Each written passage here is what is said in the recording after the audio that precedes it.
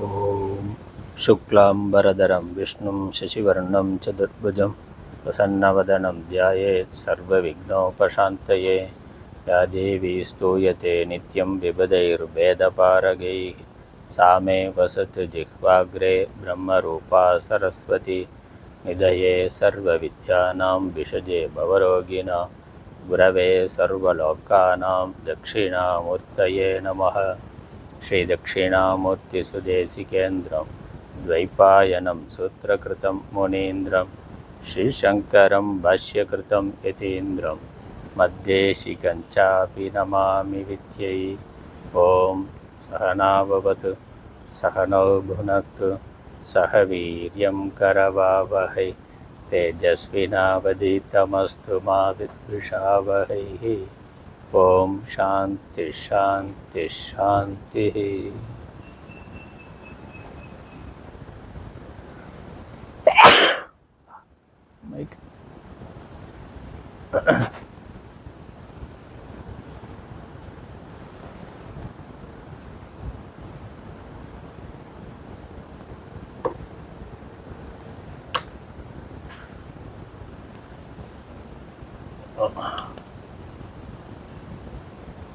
ओम शांति पाठम। ओम आप्यायन्तु ममांगानि वाक्प्राणश्चक्षुश्रोत्रमतो बलमिन्द्रियाणि च सर्वाणि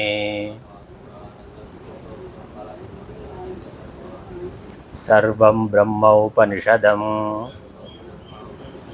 माहं ब्रह्म निराकुर्यात् मामा ब्रह्म निराकरोत्। अनिराकरणमस्त्वनिराकरणं मे अस्तु। तदात्मनि निरतेय उपनिषत्सु धर्मास्ते मयि सन्तु ते मयि सन्तु। ओम शांति शांति शांति।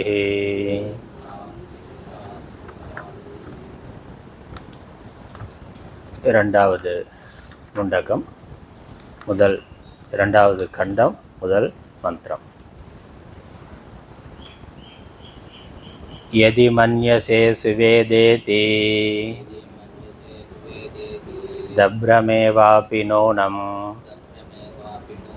த்வம் வேத்த பிரம்மணோ ரூபம் யதஸ்ய த்வம் யதஸ்ய தேவேஷு अथनु मीमांस्यमेव ते मन्ये विदितम्।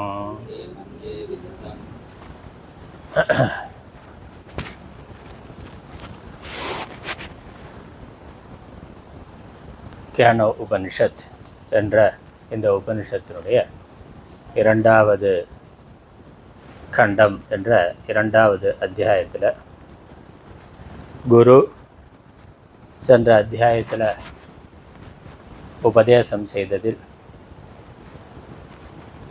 சிஷ்யனுக்கு தவறான புரிந்து கொள்ளுதல் இருக்கலாம் என்று கருதி உபதேசத்தை தொடர்ந்திருக்கின்றார். இதில் ரெண்டு கருத்து. முதல் வரியில் நான் நன்றாக அறிந்திருக்கின்றேன் என்று நினைத்தார். நன்றாக அறிந்திருக்கிறேன்கிற பொழுது நான் பிரம்மத்தை அல்லது ஆத்மாவை அறியப்படும் பொருளாக நன்கு அறிகிறேன் என்று கருதினால், நான் நன்றாக அறிந்து கொண்டேன்னா நன்றாக பார்க்கிறேன், புறப்பொருளை பார்க்கிற மாதிரி நான் ஆத்மாவை, கடவுளை, நான் ஆத்ம தத்துவத்தை அல்லது கடவுள் தத்துவத்தை நான் நன்றாக புரிந்து கொண்டிருக்கிறேன். ஆத்மா எங்கன்னா அவர் எங்கேயோ இருக்கிறார், கடவுள் எங்கேயோ இருக்கிறார், ஆனால் கடவுள் இப்படிப்பட்டவர் அப்படின்னு நான் நன்றாக புரிந்து கொள்ளுகிறேன் அப்படின்னு நினைத்தால், அதனால் ஆத்மாவை அறிதல் என்பது அது தன்னை அறிதல். ஆனால் தன்னை அறிதல் என்கிற பொழுது ஆத்மாவை தானாக அறிதல், ஆத்மாவாக நான் இருக்கின்றேன் என்று அறிதல், ஆத்மாவே ஜீவனாக இருக்கின்றது என்று அறிதல், ஆத்மா பிரம்மம், அந்த பிரம்மமே ஈஸ்வரனாக இருக்கின்றது என்று அறிதல். அதனால் இந்த ஜகத் ஜீவன், ஈஸ்வரன், 3 தத்துவம் பார்க்கிறோம். உலகம் இருக்கு, நான் இருக்கிறேன், இறைவன் இருக்கின்றார். இந்த 2க்கும் காரணமாக உலகத்தை தோற்றுவித்த இறைவன் இருக்கிறார். இது சாமானியமான கருத்து. இந்த உலகம் நான்கிறத 2ஐயும் ஒன்றாக்கிடலாம். ஏன்னா உலகத்தில் தான் நான் இருக்கிறேன், உலகத்தில் ஒரு பகுதியாகத்தான் இந்த உடம்புங்கிறது இருக்குது. உலகம் பஞ்சபூதங்களால் ஆனது, இந்த உடம்பும் பஞ்சபூதங்களால் ஆனது. அதனால் உலகத்தை விட்டு நான் தனியான ஒரு ஆள் அப்படின்னு நம்ம சொல்ல முடியாது. அதனால் உலகம் என்ன அல்லது நான் யார் 2 கேள்விக்கும் பதில் ஒன்று தான். நான் யார்னு நான் நினைத்தாலும், இப்போ அறிந்து கொண்டாலும் தெரிந்து கொண்டாலும், அல்லது உலகம் என்ன என்று அறிந்து உலகத்தை தெரிந்து கொண்டாலும் 2க்கான பதில் ஒன்றாகத்தான் இருக்கும். எனக்கு நான்னா, நீங்கள் உலகம், அதானே? எனக்கு நீங்களெல்லாம் உலகம், உங்களுக்கு நான் யார்? உலகத்தில் நான் ஒரு ஆள், அவ்வளோதானே? அதில் நீங்கள் முன்னாடி இருக்கிற ஆள் நமக்கு நான், எனக்கு வேற இருக்கிறதெல்லாம் உலகம்னு நம்ம நினைக்கிறோம். அப்போ உலகம்ங்கிறதுல நாம் ஒரு சிறு பகுதியாக இருக்கிறோம். அதனால் நான் யாருன்னு நான் தெரிந்து கொள்வதும் உலகம் என்ன என்று தெரிந்து கொள்வதும் 2ம் ஒன்று தான். கடலில் ஒரு துளி, ஒரு சொம்பு ஜலம் எடுத்து அதை ஆராய்ச்சி பண்ணால் அதான் கடல் முழுவதும். அதில் ஒரு சிறு பகுதி தான் அது. அது என்னன்னு பார்த்தோம்னா அதான் கடல் முழுவதும் இருக்குங்கிறத புரிந்து கொள்ள முடியும். அதனால் இங்கே 3 விஷயம் அல்ல, 2 விஷயம். அதுக்காக சொல்கிறேன், நான் உலகம் இறைவன்கிறத நானையும் உலகத்தையும் ஒன்றாக்கி உலகம் இறைவன், இந்த 2னுடைய சொரூபம் என்ன, 2க்கும் ஆதாரம் என்ன என்பது கேள்வி. அதனால் நான் என்னை ஆத்மாவாக அறிகின்றேன், நான் இந்த உலகத்தை இறைவனாக, இந்த உலகத்திற்கு ஆதாரமாக இறைவனை அறிகின்றேன் பார்க்கிறோம். அப்புறம் அந்த இறைவனை எப்படி வணங்குறதுன்னு பார்க்கிற பொழுது முன்னாடி ஒரு விக்கிரகம் வைத்துக்கொண்டு அல்லது ஒரு புகைப்படம், ஒரு ஃபோட்டோ வைத்துக்கொண்டு, ஒரு ஆலம்பனம், ஏதோ ஒரு ஆலம்பனம் வைத்துக்கொண்டு இறைவனை அந்த ரூபமாக நாம் பார்க்கிறோம், வணங்குகிறோம். இதில் கேள்வி எங்கேருந்து வருது? கேள்வி என்ன வருது? நான் இருக்கிறேன்கிற பொழுது இந்த நான்கிறது உண்மையில் எதை குறிக்கிறது? இதுதான் நம்ம கேள்வியினுடைய மையம். சிஷ்யன் அப்படித்தான் தொடங்கணும். இங்கே நான் அவன் சொல்லலை. ஆனால் இந்த கண்ணு, காது, பிராணன், மனது இவைகள் இயங்குவதற்கு காரணமாக எது இருக்கின்றது அப்படின்னா எந்த ஒன்று உள்ளே இருந்து இவற்றை இயக்குகின்றது, எது இங்கு உண்மையாக இருக்கின்றது, எது இருக்கிறதுனால இவை இருக்கின்றன, எது இல்லை என்றால் இது இருக்காது, அதை எனக்கு சொல்லுங்கள்ங்கிற பொழுது இந்த நான் உடம்பு வரைக்கும் நான் நினைத்து கொண்டு இருக்கிறேன், என்னை பயன்படுத்தி கொண்டு இருக்கிறேன், இதனுடைய சொரூபம் என்ன? இது கேள்வி. இதில் உடல் வரைக்கும் நான்கிற எண்ணம் நம்ம சாமான்யமாக கொண்டு இருக்கிறோம். ஆனால் ஆராய்ந்து பார்த்தாக்கா உடம்பு புறத்தில் இருக்கக்கூடிய உலகத்தினுடைய ஒரு பகுதியாக இருக்கின்றது. இந்த உடல், உலகம் 2மே பஞ்சபூதங்களுடைய காரியமாக இருக்கின்றது. பஞ்சபூதம் தான் இருக்குது, வேறு ஒன்றும் இல்லை. உலகத்தை பிரித்து பார்த்தோம்னாக்கா 5 பூதங்கள், இந்த உடம்பையும் பிரித்து பார்த்தோம்னா இந்த 5 தான் இருக்குது. அதனால் உலகத்தினுடைய ஒரு பகுதியாக உடம்பு இருக்குது. உலகம் பஞ்சபூதங்களால் ஆனது, அதே மாதிரி இந்த உடலும் பஞ்சபூதங்களால் ஆனது. இந்த உடம்பு ஜடமாக இருக்குது, தெரிகின்றது. அதுக்கப்புறம் இந்த உடம்பு நான் என்று விழிப்பு நிலையில் நான் நினைத்து கொண்டிருந்தாலும், உடம்போட பசிதாகம்லாம் என்னுடையதுன்னு நினைத்து நான் விவகாரம் செய்து கொண்டிருந்தாலும், கனவுலையும் ஆழ்ந்த தூக்கத்திலையும் என்ன ஆகுது? அங்கே இந்த உடம்பு பற்றிய உணர்வு இல்லை, ஆனால் நான் இருக்கிறேன். கனவுலையும் ஆழ்ந்த தூக்கத்திலையும் நான் இருக்கிறேங்கிறதுல சந்தேகம் இல்லை, நான் இருந்து கொண்டு இருக்கிறேன். ஆனால் இந்த விழிப்பு நிலையில் இருக்கே உடம்பு தான் நான் அப்படிங்கிற அந்த உடம்பு அபிமானம் இருக்கே, கனவுல இல்லையே. கனவுல அந்த உடம்பு தெரியலை, அந்த உடம்பு இல்லை. ஆழ்ந்த தூக்கத்திலையும் இந்த ஸ்தூலமான உடம்பானது இல்லை, அதோட எனக்கு சம்பந்தம் இல்லை, ஆனால் நான் இருக்கிறேன். அதில் இருந்து என்ன தெரியுது? இதை மட்டும் ஆராய்ந்து பார்த்தாலே, கொஞ்சம் யோசித்து பார்த்தாலே, இந்த உடல் மட்டும் நான் அல்ல, இந்த ஸ்தூலமான உடலே நான் அல்ல, இந்த உடலுக்கு வேறாக ஒன்று இருக்கின்றது, அதுதான் நான் என்று கருதி கொண்டு இருக்கின்றது. விழிப்பு நிலையில் இந்த உடம்போட சம்பந்தம் கொண்டு உடம்பு நான் என்று நினைக்கின்றது. கனவு நிலையில் வேறு ஏதோ ஒரு உடம்புல உட்கார்ந்து கொண்டு இருந்து கொண்டு அந்த உடம்பை நான் நினைக்கின்றது. ஆழ்ந்த தூக்கத்தில் நான் இருக்கிறேன், ஆனால் எதுவும் அறியாமல் இருக்கிறேன். விழித்த பிறகு நான்கிறது வருது. அப்போ ஆழ்ந்த தூக்கத்தில் இந்த 2 உடம்பும் இல்லை. விழிப்பு நிலையில் இருந்த ஸ்தூல சரீரமும் இல்லை, கனவு நிலையில் இருக்கக்கூடிய சூக்ஷ்மமான ஒரு சரீரமும் இல்லை. ஆனால் ஆழ்ந்த தூக்கத்தில் நான் இருக்கிறேன். நான் இருக்கிறேன். அதனால் உடம்புக்கு வேறாக ஒரு நான் இருக்கிறேங்கிறது தெரிகின்றது. உடம்பு மட்டுமே நான்னு சொல்கிறது சரியல்ல. உடம்பும் நான்னு சொல்லலாம், அல்லது நான் உடலில் இருக்கிறேன்னு சொல்லலாம், உடலை பயன்படுத்தி கொண்டு இருக்கிறேன்னு சொல்லலாம். ஆனால் உடல் மட்டுமே நான்னு சொல்கிறது சரியானது அல்ல. அதுக்கப்புறம் மரணத்திலையும் தூக்கத்திலேயே தெரியுது உடம்பு வேறையா நாம் வேறையா இருக்கிறோம். தூங்கிட்டு இருக்கிற போது ஒருத்தனை என்னதான் திட்டினாலும் அவனுக்கு ஒன்றும் தெரியறதில்லை, உடம்புல தானே இருக்கிறான். அதே விழிப்பு நிலையில் இருக்கிற போது அவனை திட்ட முடியுமா, அதாவது சொல்ல முடியுமா? ஒன்றும் பண்ண முடியும், சொல்ல முடியும். சொன்னால் நம்மளை திரும்ப திட்டுவான். நம்ம 2 வார்த்தை திட்டுனா அவன் 4 வார்த்தை திட்டுவான். நம்ம ஒரு அடி கொடுத்தாக்கா அவன் 4 அடி அடிப்பான். அப்போ அவனே விழிப்பு நிலையில் இருக்கிற பொழுது அந்த உடம்பு தான் நான் நினைத்து கொண்டு இருக்கிறான். ஆனால் தூங்கிட்டான்னாக்கா அந்த உடம்பை ஒன்றும் என்ன திட்டுனாலும் அதுக்கு ஒன்றும் தெரியலை. அந்த நான் அந்த விழிப்பு நிலையில் நான் நினைத்து கொண்டிருந்த ஆள் அங்கே இல்லை அந்த நேரத்தில், தூக்கத்தில். அதனால் என்ன வேணாலும் திட்ட முடியுது. கொஞ்சமாக 2 அடி கூட அடிச்சுக்கலாம். நல்ல ஆழ்ந்த தூக்கத்தில் இருக்கிற போது 2 அடி அடித்தா கூட ஒன்றும் பிரச்சனை இல்லை, தெரியாது.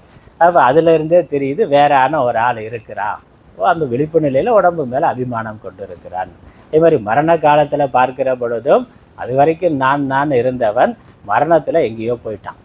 அதுக்கப்புறம் விழித்திருக்கிற பொழுது, இந்த உயிரோடு இருக்கிற பொழுது அந்த உடம்புல லேசாக கொஞ்சம் நெருப்பு பட்டால் ஐயோ அம்மானு குதிக்கிறான். காஃபி கொஞ்சம் சூடாக இருந்தாலே இவ்வளோ சூடாக கொடுக்குறியோ உனக்கு அறிவில்லையான்னு குதிக்கிறான். ஆள் இப்போ உயிர் போயிட்டாக்கா இந்த உடம்பையே தூக்கி மொத்தமாக நெருப்பில் போட்டாலும் ஒன்றும் சத்தம் இல்லை, ஐயோ அம்மானு குதிக்கிற ஆள் இல்லை. அப்போ ஒரு ஆள் இந்த உடம்புக்கு வேற இருந்து உடம்பை பயன்படுத்தி கொண்டு இருந்தான், உடம்பு இருக்கிறது, அவன் போய்விட்டான். இப்போ உடம்புக்கு உடம்பு மட்டுமே நான் இல்லை, உடம்பு நம்ம இடத்தில் இருக்கிறது, உடம்புக்கு வேறான ஒன்று இருக்குது.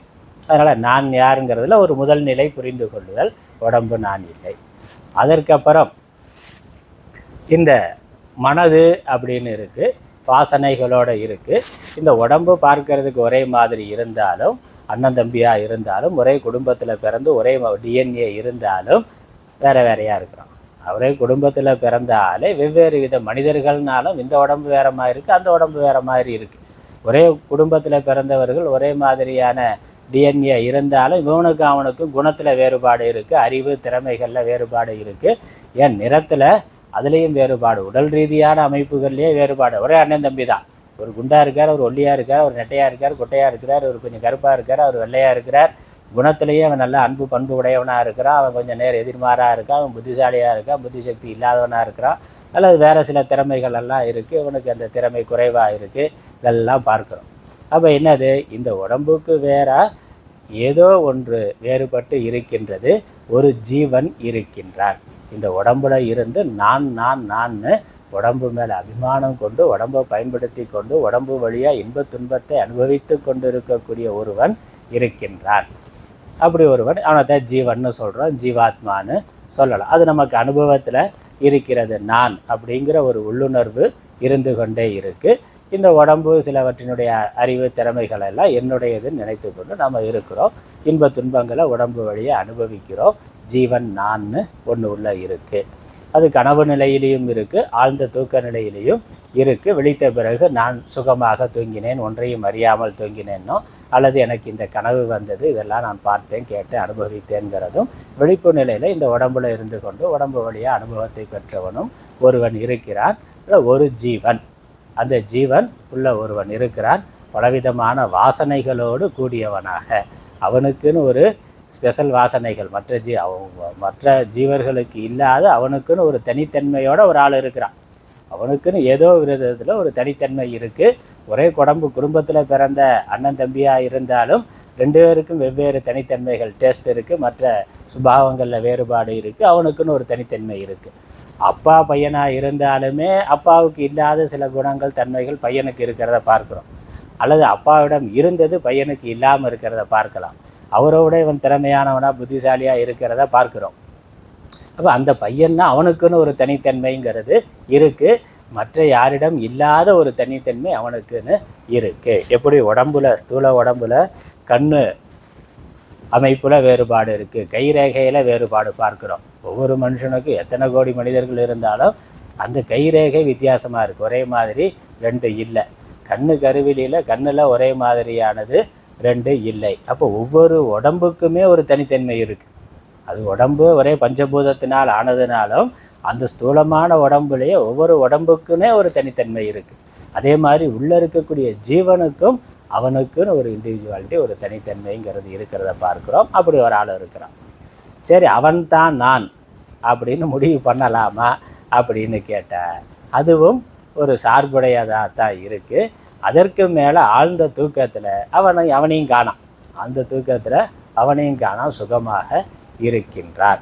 அதனால் இந்த உடம்பு உள்ளே இருக்கக்கூடிய மனதுங்கிற ஜீவன் இந்த இரண்டிற்கும் வேறாக இரண்டும் இருப்பதற்கு இயங்குவதற்கு காரணமாக ஒன்று இருக்கின்றது. அது ஆத்மா சாட்சின்னு சாஸ்திரம் சொல்லுகின்றது. இந்த உடம்பு மனதை நம்மளாக யோசித்து புரிஞ்சு கொள்ள முடியும். இந்த ரெண்டுக்கும் வேறாக ஆத்மா இருக்குது, ஆத்மானு ஒன்று இருக்குங்கிறது சாஸ்திரம் தான் நமக்கு பிரமாணம். சாஸ்திரம்தான் நமக்கு அதை அறிமுகப்படுத்துகின்றது. அதற்கப்புறம் அது நமக்கு நித்தியமாக அனுபவத்தில் இருக்குங்கிறது அறிவை கொடுத்து நமக்கு சாஸ்திரம் உணர்த்துகின்றது. ஆனால் அது வரைக்கும் நமக்கு அதை பற்றிய விழிப்புணர்வு அறிவு இல்லை. நான் இதற்கு வேறாக ஒரு ஆத்மா இருக்குது என்றாலும் அது என்ன, அது எப்படி இருக்குங்கிறது சாஸ்திரம் சொல்லி தான் நமக்கு தெரிகின்றது. சாஸ்திரம் என்ன சொல்லுது? இந்த இரண்டுக்கும் வேறாக ஆத்ம சைத்தன்யம்னு ஒன்று இருக்குது. அதுதான் இந்த உடம்பும் ஜீவாத்மா ஜீவன் இருப்பதற்கும் காரணமாக இருக்கின்றது, இருப்பதற்கும் அது இயங்குவதற்கும் காரணமாக இருக்கிறதுன்னு. அது விழிப்பு கனவு உறக்கம் 3 நிலைகளிலும் மாறாமல் ஒரே மாதிரி இருக்குது.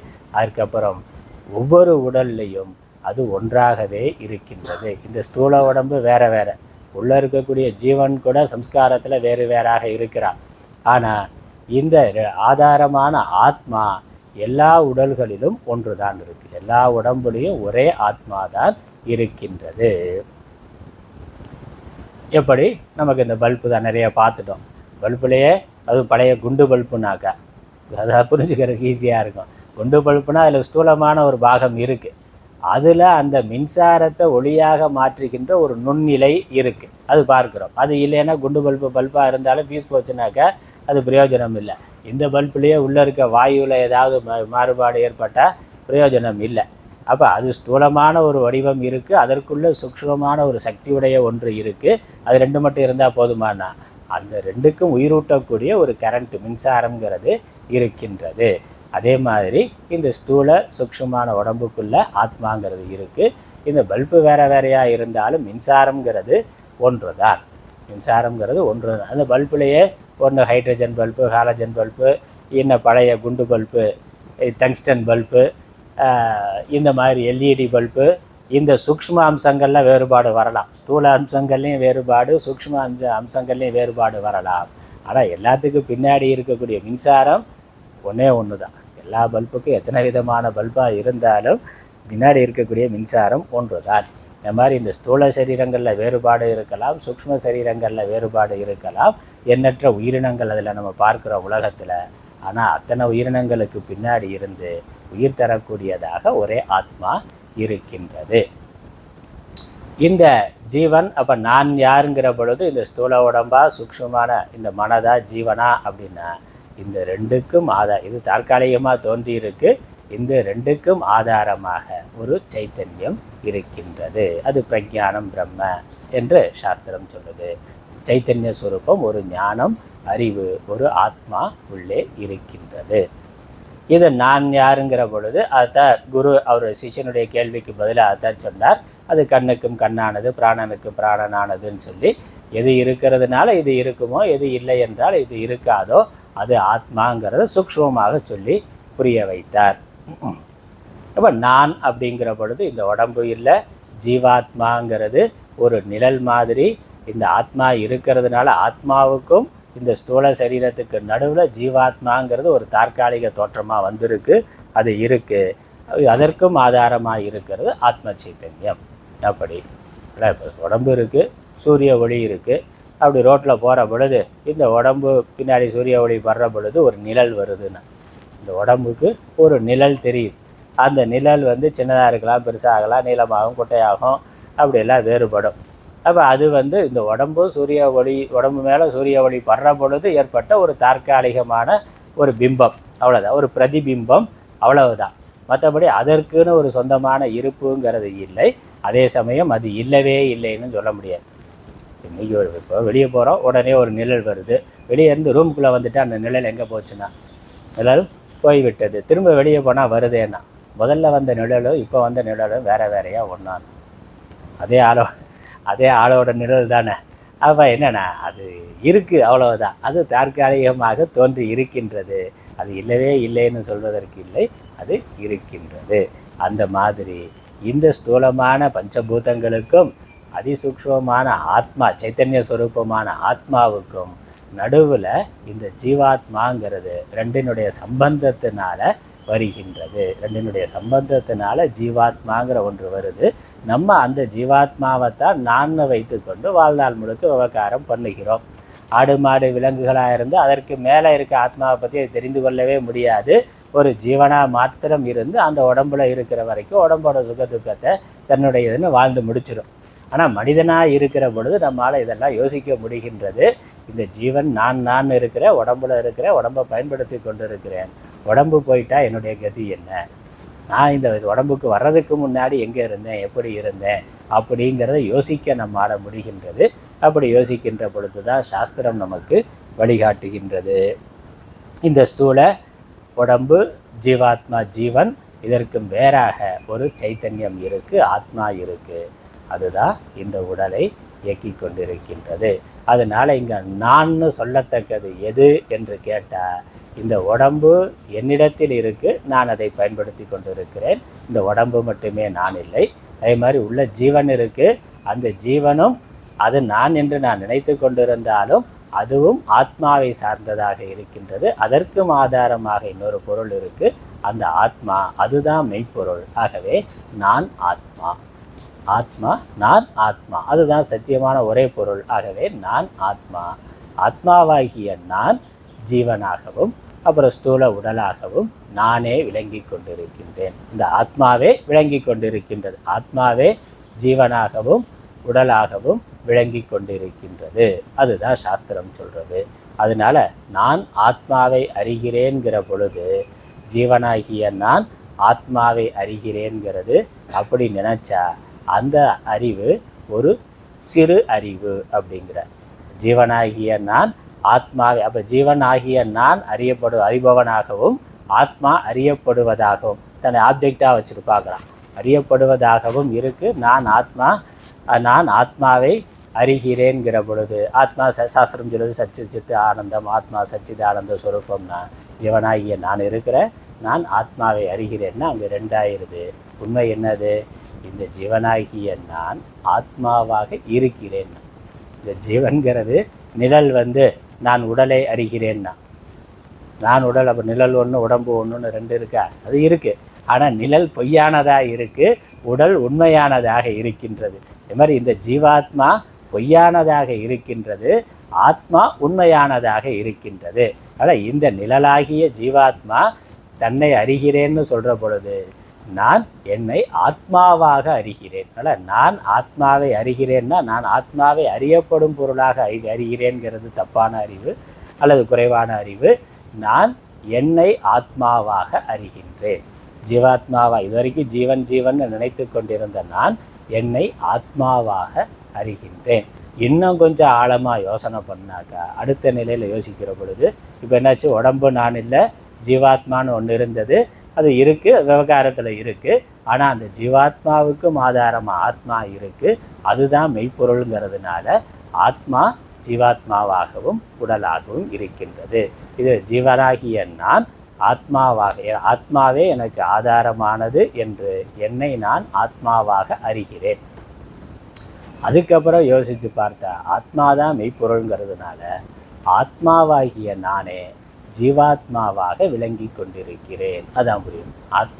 நான் ஆத்மாவை அறிகிறேன்னு ஜீவத்துவத்தை வைத்துக்கொண்டு ஆத்மாவை பார்க்கிறதுங்கிறது இல்லாமல் ஆத்மாவாகிய நான் ஜீவனாக விளங்கி கொண்டிருக்கின்றேன். எப்படி ஒரு நகை நான் தங்கத்தை அறிகிறேன்னா, ஒரு நகைக்கு அறிவு நான் யாருன்னு கேள்வி கேட்டு விசாரம் பண்ணி நகையாகிய நான் எனக்கு ஆதாரமான தங்கத்தை அறிகிறேன் அப்படின்னா நகையாகிய நான் ஒன்று இருக்குது, எனக்கு அறியப்படுவதாக தங்கம் இருக்குது அப்படின்னு நினச்சா ரெண்டு பொருளாயிருது. அப்படித்தான் எல்லா துவைத்த மதங்களும் சொல்லுது.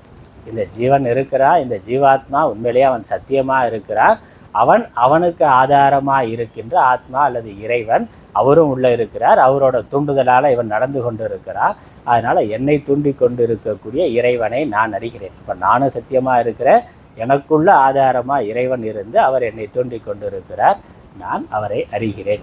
அதுக்கப்புறம் என்னது, புறத்தில் பார்க்கிற பொழுதும் உலகத்தை பார்க்கிற பொழுதும் அல்லது இறைவன் ஒரு பிம்பத்தை வைத்து கொண்டு பார்க்கின்ற பொழுதும் வெளியே ஒரு விக்கிரகத்தை வைத்து கொண்டு அந்த விக்கிரகத்துக்குள்ளே மகாவிஷ்ணு இருக்கிறார், சிவபெருமான் இருக்கிறார் அப்படின்னு அந்த விக்கிரகமே இறைவனான்னா விக்கிரகமே இறைவன் கிடையாது. விக்கிரகமே இறைவன் நினச்சா இந்த உடம்பே நான் நினைக்கிற மாதிரி, அந்த விக்கிரகத்தில் இறைவன் இருக்கிறார், உடம்புல நான் இருக்கிறேன் அப்படிங்கிற மாதிரி விக்கிரகத்தில் இறை சக்தி இருக்குது, மகாவிஷ்ணு இருக்கிறார், ஸ்ரீராமர் இருக்கிறார், கிருஷ்ணர் இருக்கிறார், அவருக்கு நான் பூஜை பண்ணுறேன். அல்லது அந்த விக்கிரகத்துக்குள்ளே இறைவனை ஆவாகனம் பண்ணி இறை ஆற்றலை கொண்டு வந்து மகாவிஷ்ணுவை ஸ்ரீராமரை கொண்டு வந்து நான் பூஜை பண்ணுறேன், அப்புறம் அனுப்பிச்சி வைக்கிறேன்னா அப்போ அவருக்கு வேறாக அவர் இருக்கிறார் அப்படி பார்க்கிறது. அப்போ என்னாகுது, நான் பூஜிப்பவன், ஜீவாத்மாவாகிய நான் பூஜிப்பவன், வெளியே பூஜிக்கப்படுபவராக அவர் இருக்கிறார். அதுக்கப்புறம் அவர் என்னது, இந்த ஜீவனாகிய என்னை இயக்குவதற்கு காரணமாகவும் அவர் தான் இருக்கிறாருங்கிறதுனால, மகாவிஷ்ணு தான் உலகத்தை படைத்து காத்து அழித்து கொண்டு இருக்கிறாருங்கிறதுனால அவர் எனக்கும் சாட்சியாக ஆதாரமாக இருக்கிறார் அப்படின்னு நினைக்கிறார். அப்போ ஜீவனாகிய நானும் சத்தியமாக இருக்கிறேன், எனக்குள்ள மகாவிஷ்ணு உள்ளே இருந்து ஆத்மாவாக இயக்கி கொண்டு இருக்கிறார். இவ்வளோ மட்டும்தான் இருக்காருன்னா இல்லை, அவர் வைகுண்டத்திலேயும் இருக்கிறார், வைகுண்டத்தில் இருக்கிறார். அவருடைய ஒரு அம்சம் ஆத்மாவாக உடம்புக்குள்ளே இருக்கு. ஜீவனாகிய நான், இது துவைத மதம், துவைத்தம் சொல்கிற துவைத்த மதங்கள் மற்ற எல்லாம் சொல்கிறது வேற, உபனிஷத் சொல்கிற சித்தாந்தம்ங்கிறது வேற. நமக்கு அது தெரியணும். ஏன்னா நம்ம சாதாரணமாக துவைதமாக தான் இருக்கிறோம், விவகாரங்கள் எல்லாம் துவைத்தமாக தான் இருக்குது, கோயில் வழிபாடு எல்லாம் துவைத்தமாக தான் இருக்குது. அதனால தான் இங்கே உபனிஷத்து குருவே முந்தின அத்தியாயத்தில் பார்த்தோம், எதை நீ இது என்று உபாசித்து கொண்டிருக்கிறாயோ அது பிரம்மம் அல்லன்னு சொன்னார். இங்கேயும் நான் யாருங்கிறதா, நான் ஆத்மாங்கிறதும் புறத்தில் வழிபடப்படுவதாக இருக்கின்ற எது அஸ்ய தேவேஷு அதனு மீமாம்சியமேவன், இந்த தெய்வத்தினிடத்தில்னா. இப்போ மகாவிஷ்ணு விக்கிரகத்தை வைத்து கொண்டு அந்த விக்கிரகமே மகாவிஷ்ணுவானா இல்லை, அதற்குள்ளே மகாவிஷ்ணு வந்திருக்கிறார், அவர் வைகுண்டத்தில் இருக்கிறார், இங்கே வந்திருக்கிறார், நான் அவரை பூஜைக்காக அச்சாமூர்த்தியாக வச்சிருக்கிறேன் அப்படின்னா அது ஒரு புரிதல். அதற்கப்புறம் அந்த மகாவிஷ்ணு வைகுண்டத்தில் இருக்கிறாருன்னா அங்கே மட்டும்தான் இருப்பாரான்னா, குண்டத்தில் இருக்கிறாருன்னா வைகுண்டத்தில் மட்டும்தான் இருப்பார்னா அவர் சர்வ வியாபியாக எங்கும் இருக்கிறார்னா, சர்வ வியாபியாக எங்கும் இருக்கிறாருங்கிற பொழுது மகாவிஷ்ணுனாக்கா ஒரு சங்கு சக்கர கதாதாரி, ஒரு தெளிவான ஒரு ரூபத்தோடு இருக்கிறவர், 4 கை வச்சிருக்கிறவர், 2 காலோடு இருக்கிறவர். அப்போ அப்படி இருக்கிறவர் ஏதோ ஒரு ஏகதேசமாக ஒரு இடத்துல தான் இருக்க முடியும், வைகுண்டத்தில் அங்கே மட்டும்தான் இருக்க முடியும். அவரை சர்வ வியாபி அப்படின்னு சொல்கிற பொழுது அங்கே என்ன அர்த்தமாகுது, அந்த மகாவிஷ்ணுவுக்கும் ஆதாரமாக இந்த ஆத்ம சைத்தன்யம் பிரம்ம சைத்தன்யம் இருக்கின்றது. எனக்குள்ள எப்படி இந்த ஸ்தூல உடம்பு இருக்குது, உள்ள ஒரு ஜீவன் ஒரு சின்ன ஆள் இருக்கிறான், அதற்குள்ள ஆத்ம சைத்தன்யம் இருக்கோ அதே மாதிரி மகாவிஷ்ணுவுக்குள்ள ஆத்ம சைத்தன்யமானது இருக்கின்றது, பிரம்மம்னு இருக்கின்றது. அந்த பிரம்மம் சர்வ வியாபகமாக இருக்கின்றது. அந்த பிரம்மம் மகாவிஷ்ணு உடம்பு பெரிய உடம்புல இருக்கிற பொழுது, மகாவிஷ்ணுவா பெருமாளாக இருக்கிற பொழுது அவர் ஸ்திதி கர்த்தாவாக இருக்கிறார். ஏன்னா அந்த உபாதியோட மகிமை அது, அந்த தர்மம், அந்த உடம்போட சக்தி அது பெரிய ஆற்றல் படைத்தது, படைக்கக்கூடிய சக்தி உடையதாக இருக்குது. எப்படி இந்த பல்பு மின்சாரம் ஒன்றாக இருந்தாலும் சின்ன பல்புக்குள்ளே போகிற பொழுது கொஞ்சமாக வெளிச்சம் வருது, அதே ஒரு 10,000 வாட்ஸ் பல்புக்குள்ளே போகிற பொழுது அதிக வெளிச்சம் வர்றது. மின்சாரம் ஒன்று தானே, மின்சாரம் ஒன்று தான், அந்த உடம்போட சக்தி அப்படி இருக்குது. அதே மாதிரி மகாவிஷ்ணு அல்லது பரமசிவன் சிவபெருமான் அல்லது விநாயகர் முருகன் மற்ற என்னெல்லாம் தேவதைகள் இருக்கோ அந்த உடம்போட சக்தி அது, அதற்கு பின்னாடி இருக்கக்கூடிய ஆத்ம சைத்தன்யம் ஒன்று தான். இந்த சின்ன உடம்புக்குள்ளே இருக்கக்கூடிய ஆத்ம சைத்தன்யமும் மகாவிஷ்ணுவு பின்னாடி இருக்கக்கூடிய ஆத்ம சைத்தன்யமும் ஒன்று தான். அந்த உடம்பினுடைய சக்தியினால் அவர் மகாவிஷ்ணுவாக இருக்கிறார், அவர் பகவானாக இருக்கிறார். நான் இந்த உடம்போட சின்ன அளவுனால பக்தனாக இருக்கிறேன், வணங்குபவனாக இருக்கிறேன், அருள் பெறுபவனாக இருக்கிறேன், அவர் வணங்கப்படுபவராக இருக்கின்றார். எதில் வித்தியாசம்? உடம்புல வித்தியாசம். அவர் படைத்தவர், நான் படைக்கப்பட்டவர். ஆத்ம சைத்தன்யத்தில் பார்த்தாக்கா ரெண்டும் ஒன்று தான், அதில் வேறுபாடு இல்லை. ஏன்னா அந்த ஆத்ம சைதன்யம் சர்வ வியாபகமாக இருக்குது, அதனிடத்துல தான் இந்த உடல்கள் இருக்கின்றன. அதனால் என்னை நான் ஆத்மாவாக புரிந்து கொள்ளுகின்ற பொழுது, நான் ஆத்மாங்கிற பொழுது இந்த மகாவிஷ்ணுவும் அதே ஆத்ம சைத்தன்யம். ஆத்ம சைத்தன்யங்கிற அம்சத்தில் ரெண்டு பேரும் ஒன்று தான். ரெண்டுங்கிறது இல்லை, ஒரே ஆத்ம சைத்தன்யம் தான், ஒரே ஆத்மா தான், ஒரே சைத்தன்யம் தான். அப்போ அந்த ஒரு சைத்தன்யமானது மகாவிஷ்ணுன்னு ஒரு உடலை, ஒரு ரூபத்தை எடுத்துக்கொண்டு இருக்கு. அதுவே பின்னாடி ராமரா கிருஷ்ணரா அதற்குள்ள வேற வேற ரூபங்களை எடுத்துக்கொண்டு மகத்தான சக்தி படைத்ததாக இருக்கின்றது. அதே பிரம்ம சைத்தன்யம், ஆத்ம சைத்தன்யம் ஜீவனாக ஒரு சின்ன சின்ன உடம்புக்குள்ள அது இருக்கின்றது. ஆகவே இங்கே இருக்கிறது எத்தனைனா, உடம்பால் பார்த்தாக்கா பல இருக்கு, அதுலேயும் வணங்குபவன் வணங்கப்படுவது அப்படிங்கிறதெல்லாம் இருக்கு. ஆத்ம சைத்தன்யம் பார்க்கிற பொழுது ஒன்றே ஒன்று. அந்த ஐக்கியத்தை தான் உபனிஷத் சொல்லுகின்றது. நீ இந்த ஸ்தூல உடம்பு மட்டும் இல்லை, உள்ளே இருக்கக்கூடிய சூக்ஷ்ம ஜீவன் அது மட்டும் இல்லை, ஆத்மா தான் உன்னுடைய யதார்த்த ஸ்வரூபம். ஆத்மா இந்த ஸ்தூல உடம்பை எடுத்துக்கொண்டு இருக்கு. ஆத்மா ஒரு சின்ன ஜீவனாக இந்த உடம்புக்குள்ளே இருந்து உடம்பை பயன்படுத்தி கொண்டு இருக்கின்றது. இது ஜீவன்கிற பொழுது அதே ஆத்ம சைத்தன்யம் தான் ஒரு ஈஸ்வரனாக ஒரு மகத்தான மாயையை கொண்டு மகத்தான உடலை எடுத்துக்கொண்டு இருக்கு. அதற்கு ஸ்தூல சரீரமாக இந்த பிரபஞ்சமே இருக்கின்றது. ஒட்டுமொத்த பிரபஞ்சமும் அது ஆத்ம சைத்தன்யம் எடுத்திருக்கக்கூடிய பெரிய ஸ்தூல சரீரம். அதற்குள்ள ஒரு சின்ன ஜீவனா ஒரு ஈஸ்வரனாகவும் ஜீவனாகவும் அது இருக்குன்னு. அதனால் கடலில் அலைன்னு பார்த்தாக்க அலை, சின்ன அலை வருது, பெரிய பிரம்மாண்டமான பேரலைன்னு பார்க்குறோம். அதே கடலில் சின்ன சின்ன நீர்க்குமிழிகள் வந்து போகுது. நீர்க்குமிழி ரொம்ப அல்பமானது, சில வினாடிகள் இருக்கக்கூடியது, அதனுடைய சக்திங்கிறது ஒன்றுமே இல்லை, ஒரு தோற்றமாக வந்து போகக்கூடியது. ஒரு பெரிய பேரலைன்னா அதனுடைய சக்தி மகத்தானது. எவ்வளோ பெரிய பாறையும் புரட்டிடும், எவ்வளோ பெரிய பூமியையும் அது புரட்டி விடும், பெரிய சக்தி உடையது. ஆனால் அந்த பேரலைக்கு பின்னாடியும் அந்த நீர்க்குமிழிக்கு பின்னாடியும் இருக்கிறது என்னது? ஒரே நீர் தான், ஒரே தண்ணீர் தான். நெருப்புன்னு எடுத்துக்கொண்டால் அதான், தீக்குச்சியில் இருக்கக்கூடிய நெருப்பு அந்த குச்சியை மட்டும் எரிக்கிற அளவுக்கு சின்ன சக்தி உடையது. அதை வெளியே எங்கேயாவது வச்சா மொத்தமாக எரிச்சிடும். அதனால் அந்த இடத்துல கொஞ்சமாக ஒரு அல்பமான சக்தியோடு அந்த தீக்குச்சிக்குள்ளே அது இருக்குது. தீக்குச்சிக்குள்ளே அடைபட்டது போல் இருக்கின்றது. அது எரிஞ்சு அதையை வச்சு அந்த தீக்குச்சியை மட்டும் எரிக்கும். அதே ஒரு பெரிய நெருப்பு இருக்குது, அது பிரளய கால நெருப்புன்னா ஒட்டுமொத்த பிரபஞ்சத்தையே அது எரித்துவிடும், அனைத்தையும் எரித்துவிடும். இப்போ அதனுடைய சக்தி வெளிப்பாடில் வேறுபாடு இருக்கலாம். ஆனால் நெருப்புங்கிறது, இந்த தீக்குச்சியில் இருக்கக்கூடிய நெருப்பும் வெளியே இருக்கக்கூடிய பிரளய கால நெருப்புக்கு ஏதாவது வேறுபாடு இருக்கான்னு? நெருப்பு ஒன்று தான். அக்னி குஞ்சொன்று கண்டேன்னு அதான் பாரதியார் பாடுறார். நெருப்பு சின்னதாக இருந்தாலும் பெருசாக இருந்தாலும் அதனுடைய சக்தி ஒன்று தான். அது எந்த உடம்போடு சேர்ந்து இருக்கோ அதுக்கேற்ற மாதிரி அது கட்டுப்பட்டது போலவும் மகத்தாக இருப்பது போலவும் இருக்கின்றது. அதுதான். அதனால் இந்த பிரபஞ்சம் நான், ரெண்டுக்கும் ஆதாரமாக ஈஸ்வரன், மூணையும் சேர்த்துக்கணும். பிரபஞ்சம், நான், ஈஸ்வரன், இது எல்லாத்துக்கும் ஆதாரமாக ஒரே ஆத்ம சைத்தன்யம் இருக்குது. அது அந்தந்த உடல்களுடைய அடிப்படையில் சிறியதும் பெரியதுமாக இருக்கின்றது.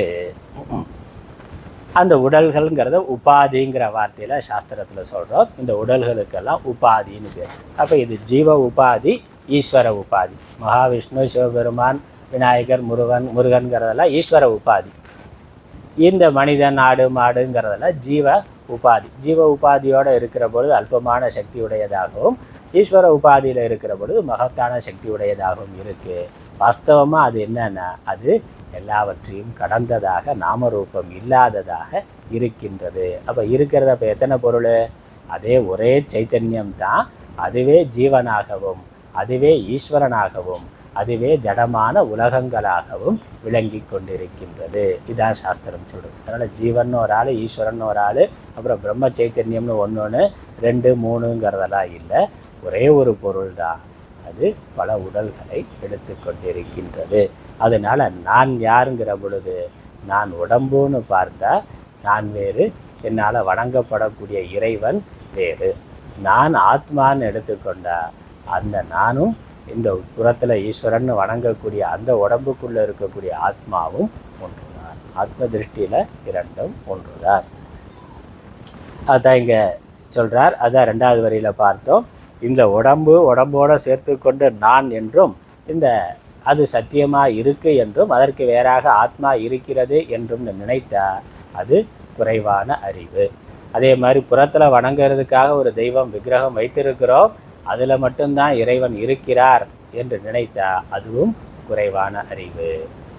அது இதுங்கிற பேதம் இல்லாமல் ஒரே சைத்தன்யம்தான் இருக்கிறதுன்னு புரிந்து கொள்கிற பொழுதுதான் அது சரியான அறிவு. அதனால் நான் இறைவனை அறிகிறேன், நான் பிரம்மத்தை ஆத்மாவை அறிகிறேன்கிற பொழுது நான் அதுவாக இருக்கிறேன், நான் ஆத்மாவாக இருக்கிறேன், நான் பிரம்மமாக இருக்கிறேன்னு புரிஞ்சாதான் சரியான புரிந்து கொள்ளுதல். இன்னும் சொன்னால் பிரம்மம் தான் ஜீவனாக ஆத்மாவாக விளங்கி கொண்டிருக்கிறதுன்னு புரிதல். அதனால் நான் ஆத்மாவாக இருக்கிறேங்கிறல, ஆத்மாதான் நானாக வேஷம் போட்டு கொண்டு இருக்கு.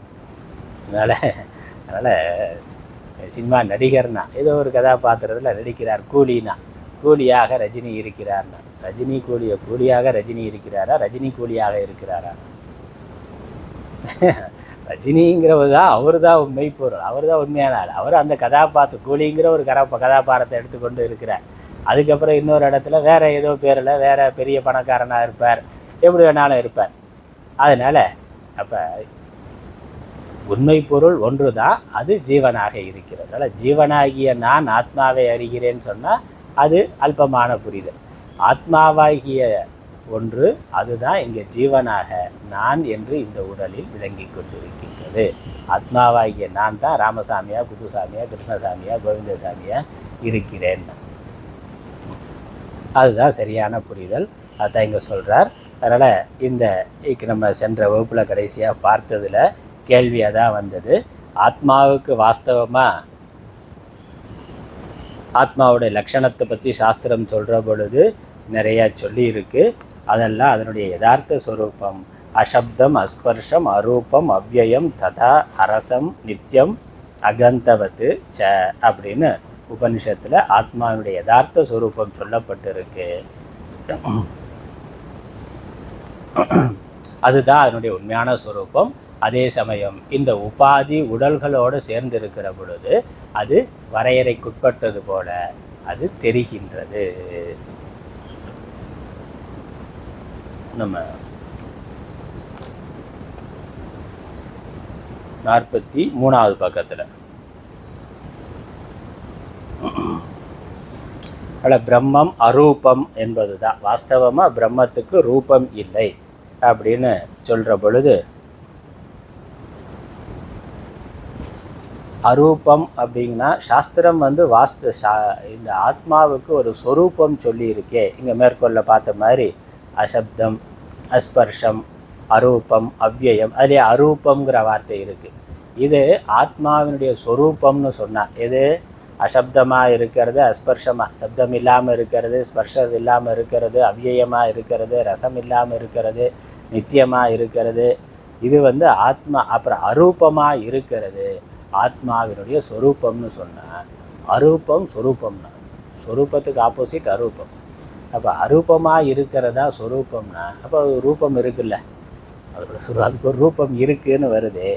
அப்படி அதனால் அது உபாதியை வைத்துக்கொண்டு சாஸ்திரம் சொல்லுது அப்படின்னு.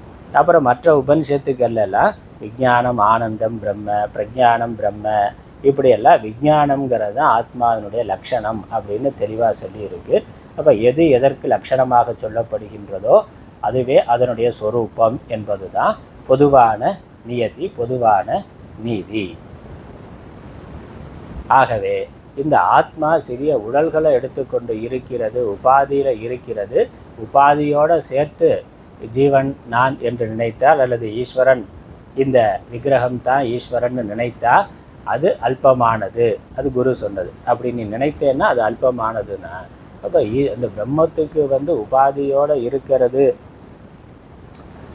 அப்படிங்கிறது சரியாக வருமா அப்படிங்கிற கேள்வி தான் இங்கே கேள்வி. அதாவது ஆச்சாரியர் என்ன தெளிவுபடுத்த விரும்புகிறாருன்னா, நம்ம ஆரம்பிக்கிற போது சொன்ன மாதிரி இந்த ஜீவாத்மான்னு இருக்கிறான், ஆத்மா இருக்குது. இந்த ரெண்டும் வேறையா ஒன்றா? இதான் இங்கே முக்கியமான கேள்வி. ஜீவாத்மா நான் ஒரு அனுபவத்தில் இருக்குது, இதற்கு ஆதாரமாக ஆத்மா இருக்குன்னா இந்த ரெண்டு இருக்கா? ஆத்மானு ஒன்று இருக்குது, ஜீவன் ஒன்று இருக்குது, ரெண்டு இருக்கான்னா எல்லா மதங்களும் ரெண்டு இருக்குன்னு தான் சொல்லுது. கடவுள் இருக்கிறார், அவர் எங்கேயோ இருக்கிறார் அப்படிங்கிறது முழுக்க துவைத்த மதங்கள். துவைத்த சித்தாந்தம் என்ன சொல்லுது, மற்ற மதங்களை பார்த்தாலும் அப்படித்தான். அவர் ஏதோ ஒரு லோகத்தில் பரலோகத்தில் இருக்கிறாருன்னு, உலோகத்தில் வரவே மாட்டார். அவர் லோகத்தில் இருக்கிறார். இவன் தான் நியாய தீர்ப்பு நாளில் அங்கே போகணும். அவர் இங்கே வரமாட்டார். அவருக்கு ரூபம் இல்லை. அவர் இங்கே பார்க்கவே முடியாது. இங்கே இல்லவே இல்லை. அதனால் இங்கே இருக்கிற எதையும் வச்சு அவராக வணங்கக்கூடாது. அவரை மேலே பார்த்து அப்படித்தான் வணங்கணுங்கிறது தான் துவைத்த சித்தாந்தம். நம்ம ஹிந்து தர்மத்திலையும் துவைத்த மத்வாச்சாரியர் மாத்வ மதம் சொல்லுது. துவைத்த மதத்தில் என்ன சொல்லுது, ஜீவனும் அந்த ஈஸ்வரனும் வேற வேற தான், ரெண்டும் என்றைக்கும் ஒன்றாகவே ஆகாது அப்படிங்கிறது அவர்களுடைய கருத்து. அப்போ இந்த ஜீவன்கிறவன் பரமசத்தியமாக இருக்கிறான். இவனுக்கு வேறாக ஈஸ்வரன்கிறது அவர் தனியாக ஏதோ ஒரு லோகத்திலிருந்து ஆட்டி படைத்து கொண்டு இருக்கிறார். இதற்கு நடுவில் நம்ம ஹிந்து தர்மத்திலேயே விசிஷ்டாத்வைத்தம்னு சித்தாந்தம் ராமானுஜாச்சாரியர் சொல்கிறாருன்னு பார்க்கிறோம். அவருக்கு முன்னாடியும் இருக்குது. அவர் அதை என்ன தெளிவுபடுத்தி சொன்னார். விசிஷ்டாத்வைத்தம் என்னது, அவருடைய வைகுண்டத்திலையும் இருக்கிறார். அவருடைய ஒரு அம்சம் ஒவ்வொரு உடம்புலையும் ஜீவனுக்கு ஆதாரமாக இருக்கின்றது. அப்போ ஜீவனும் இங்கே இருக்கிறார், ஈஸ்வர அம்சமும் இருக்கின்றது. அதனாலேயும் ரெண்டுன்னு, ஜீவனும் இருக்கிறார், ஈஸ்வரனும் இருக்கிறார். ஆனால் அந்த ஈஸ்வரனுடைய ஒரு அம்சமாக ஜீவன் இருக்கிறார். மரத்தில் ஒரு சின்ன இலை மாதிரி, ஒரு மரத்தில் கோடிக்கணக்கான இலைகள் இருக்குது. மரம்ங்கிறது ஒன்று தான். மரம்ங்கிறது மூலமாக எல்லா இலைகளுக்கும் கிளைகளுக்கும் ஆதாரமாக ஒரே வஸ்து தான் இருக்குது. ஆனால் அந்த மரத்தில் கோடிக்கணக்கான இலைகள் இருக்குது. மரம்தான், இலை தான். இலைங்கிறது ஒரு வருஷத்தில் ஒரு கொஞ்ச நாள் இருந்துட்டு அது அழிஞ்சு போயிடும். ஆனால் மரம் சாஸ்வதமாக இருக்கும். அது மாதிரி மகாவிஷ்ணு தனக்கு ஒப்பு உயர்வு இல்லாதவராக அவர் சாஸ்வதமாக இருக்கிறார். இந்த ஜீவர்கள் உலகமெல்லாம் அவரிடத்துல சின்ன சின்ன இலைகள் மாதிரி ஒரு அம்சமாக ஒரு பகுதியாக இருக்குது. மரத்தை விட்டுட்டு இலை இருக்க முடியாது. அதே சமயம் இலையே மரமாகவும் கிடையாது. இலையே மரம்னு சொல்ல முடியாது. இந்த மரத்தை விட்டுட்டு ஜீவன் தனியானதுன்னு சொல்ல முடியாது. அப்போ ஜீவன் தனித்தனி தான், ஒரு கோணத்தில் ஒன்றுனா. மரத்தோட அம்சங்கிறதுல ஒன்று. அதே சமயம் மரம் சாஸ்வதமாக இருக்கிறது. ஜீவன்கிறவன் அல்பமாக வந்து போகக்கூடியவன். ஜீவ உபாதி அல்பமாக வந்து போகக்கூடியது. அவன் ஒரு கால் நல்லா பராபக்தி பண்ணி அந்த வைகுண்டத்துக்கு போய் அங்கே நல்ல உபாசனையெல்லாம் பண்ணி ஈஸ்வரனுடைய பரிபூர்ண அனுகிரகம் இருந்தால் அவர் அந்த இறைவனோடு கலக்க முடியும். அப்படி இறைவனோட பிரியாமல் அவர் இருப்பார். அதனால் அது பிறவாத நிலையாக இருக்கும். அதனால் அங்கே அப்படி ஐக்கியம் சொல்லி இருக்கு. அத்வைத்தம் என்ன சொல்லுது, இங்கே நம்ம என்ன உபனிஷத்து என்ன சொல்லுது, சாஸ்திரம் என்ன சொல்லுது அப்படின்னா, அந்த ஜீவன்னு ஒரு ஆள் தனியாக, ஆத்மான்னு ஒன்று தனியாக, ரெண்டு இல்லை. ஆத்மா தான் இருக்குது. ஆத்மா இந்த உடம்பை எடுத்துக்கொண்டு ஜீவனாக விளங்கி கொண்டு, நிழல் மாதிரி. அதுக்கு அந்த உதாரணம் வர சொன்னேன், நிழல் மாதிரி. இப்போ நிழல்னு ஒன்று, நிஜம்னு ஒன்று, ரெண்டு இருக்கான்னா? ரெண்டு இல்லையே. கண்ணாடியில் முகத்தை பார்த்தா கண்ணாடிக்குள்ளே ஒரு ஆள், கண்ணாடிக்கு வெளியே ஒரு ஆள்னு ரெண்டு பேர் இருக்காங்களான்னா தெரியுதே. அங்கே கண்ணுக்கு முன்னாடி நான் வெளியே ஒரு ஆளை பார்க்குறேன், அதனால் அவர் வேற நான் வேற அப்படின்னு சொல்ல முடியுமான்னு சொல்ல முடியாது. இதோட பிரதிபிம்பம் தான் அங்கே தெரியுது. ஒரு கண்ணாடி இங்கே ஒரு இருக்கிற பொழுது அதில் ஒரு பிரதிபிம்பம்ங்கிறது இங்கே தெரிகின்றது. இது வெறும் தோற்ற மாத்திரம், மாயையாக தற்காலிகமாக இருக்கிறது. இங்கே ரெண்டு முகம் இல்லை, ரெண்டு ஆள் இல்லை. மெய்யான ஆள் ஒரே ஒரு ஆள் தான். மெய்ப்பொருள் ஒன்றே ஒன்றுதான்.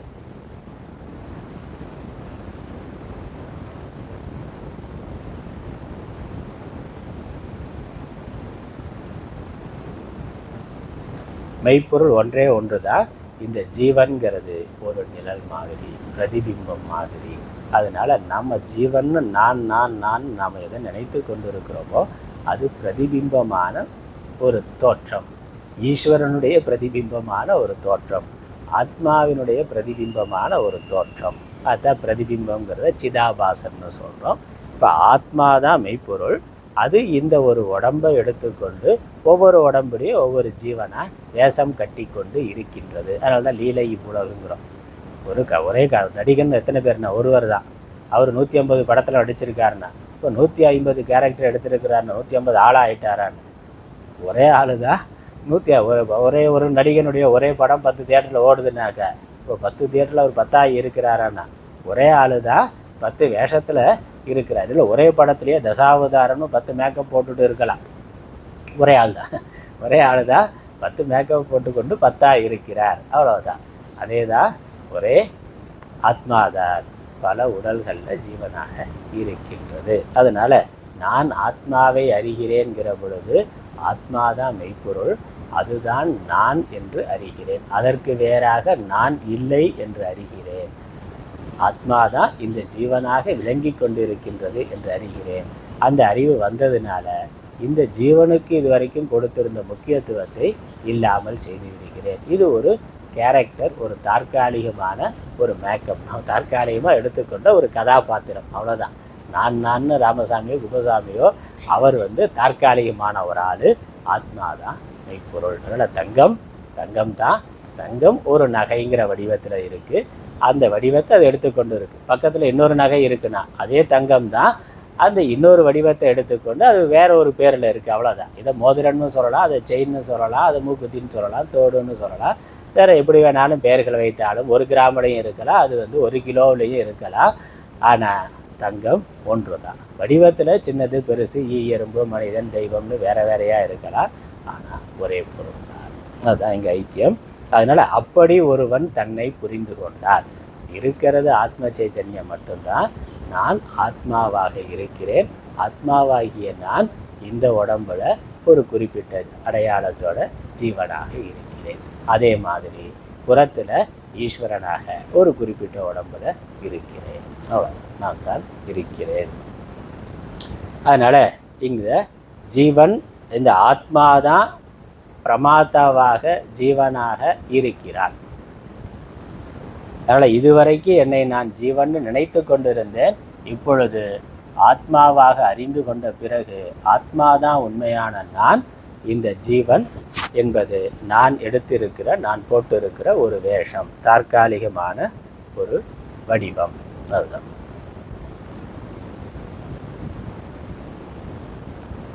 அதான் இங்கே சொல்ல வர்றார்.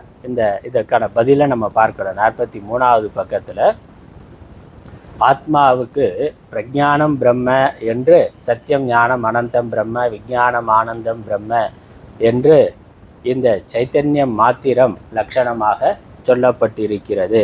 அப்படி இருக்கிற பொழுது அது எப்படி அநேக உடல்களில் அநேகமாக இருக்கும் என்று கேட்டால், அந்த உபாதியினால் அநேகம் போல இருக்கின்றது. ஒரே சூரியன் தான் பல குடங்களில் தண்ணீர் இருக்கிற தண்ணீரில் பல பிரதிபிம்பங்களாக அது தெரிகின்றது. ஒரே ஜீவன் தான் பல உடல்களில், ஒரே ஆத்மா தான் பல உடல்களால் அது பலவாக தெரிகின்றது. உண்மையிலே அது ஒன்று தான். அதனால் உபாதியினால் பலவாக தெரியலாம். அதுதான் இங்கே சொல்ல வர்றேன். உண்மையிலே அது சைத்தன்ய ஸ்வரூபம் தான். உபனிஷத்து அதுக்கு சொல்லியிருக்க லட்சணம் சத்து சித்து ஆனந்தம் அப்படிங்கிறது தான். அதுதான் அதனுடைய வாஸ்தவ ஸ்வரூபம். ஆனால் இந்த உபாதியினால் அது சிறியதும் பெரியதுமாக தெரிகின்றது. அதனால் உபாதியோடு சேர்த்து பார்த்து கொண்டு நான் என்னை புரிந்து கொண்டேன்னா அது குறைவான அறிவுன்னு சொல்கிறேன். அதனால் அதுக்கான பதில் பார்க்கலாம். அவ்விதமே விஞ்ஞானம் ஆனந்தம் பிரம்ம என்றும், விஞ்ஞான கணனே என்றும், சத்தியம் ஞானம் அனந்தம் என்றும், பிரஜானம் பிரம்ம என்றும் ஆனவைகளால் ஸ்ருதிகளில் பிரம்மத்துக்கு ரூபமானது சொல்லமும் பட்டிருக்கிறது எனில், அப்போ பிரஜம் பிரம்மம் சைத்தன்ய மாத்திர ஸ்வரூபத்தை உடையது. அப்படி சத்தியம் ஞானம் அனந்தம் இப்படி லட்சணம் சொல்லி இருந்தாலும் ஆச்சாரியர் சொல்ல வர்றது இது உண்மைதான். ஆயினும் அந்த பிரம்மமானது அந்தக்கரணம், தேகம், இந்திரியம் இவையாகிற உபாதியின் வாயிலாகவே விஞ்ஞானாதி சப்தங்களால் குறிப்பிடப்படுகிறது. இந்த உபாதி உடல்ங்கிறத வைத்து கொண்டு தான் அதற்குள்ளே இருக்கிற பொழுது பல்வேறு லட்சணங்களை நாம் சொல்லுகின்றோம். தேகாதிகளின் அப்படின்னா உடம்பு முதலானவைகளின் விருத்தினா வளர்றது, சங்கோஷம்னா சுருங்கிறது, அப்புறம் வெட்டுப்படுதல், அதை பிளவு கை போச்சு காலு போச்சுன்னு சொல்லி தனித்தனியாக அப்படி அவயவங்கள் உடையதாக தெரிகிறது.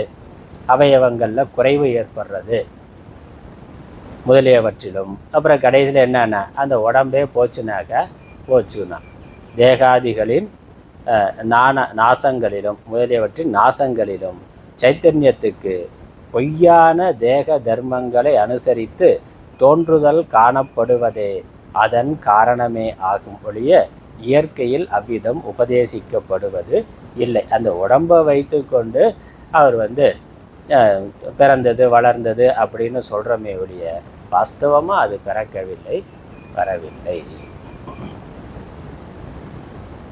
வளர்றதோ தேயறதோ வெட்டுப்படுறதோ இல்லை. அதெல்லாம் உடம்புல ஏற்படக்கூடிய மாறுபாடுகள். உண்மை பொருளாக அப்படியே இருக்கின்றது. இயற்கையிலோவெனின் விஜானதாம். இப்போ அடுத்த வரி சொல்கிறாரு, இந்த உபனிஷத்துலேயும் வர்றார். அதனால் இந்த ஆத்ம சைத்தன்யம் எப்பொழுதும் அறியப்படுவதாக அறியப்பட முடியாதது. அதான் விஷயம். இங்கே நம்ம பார்க்க வேண்டியது எதற்காக எப்படி சொல்கிறாருன்னா, ஆத்மா அறியப்படுவதாக ஒரு பொழுதும் அறியப்பட முடியாது. ஏன்னா அது அறிபவனின் சொரூபமாக இருக்கக்கூடியது.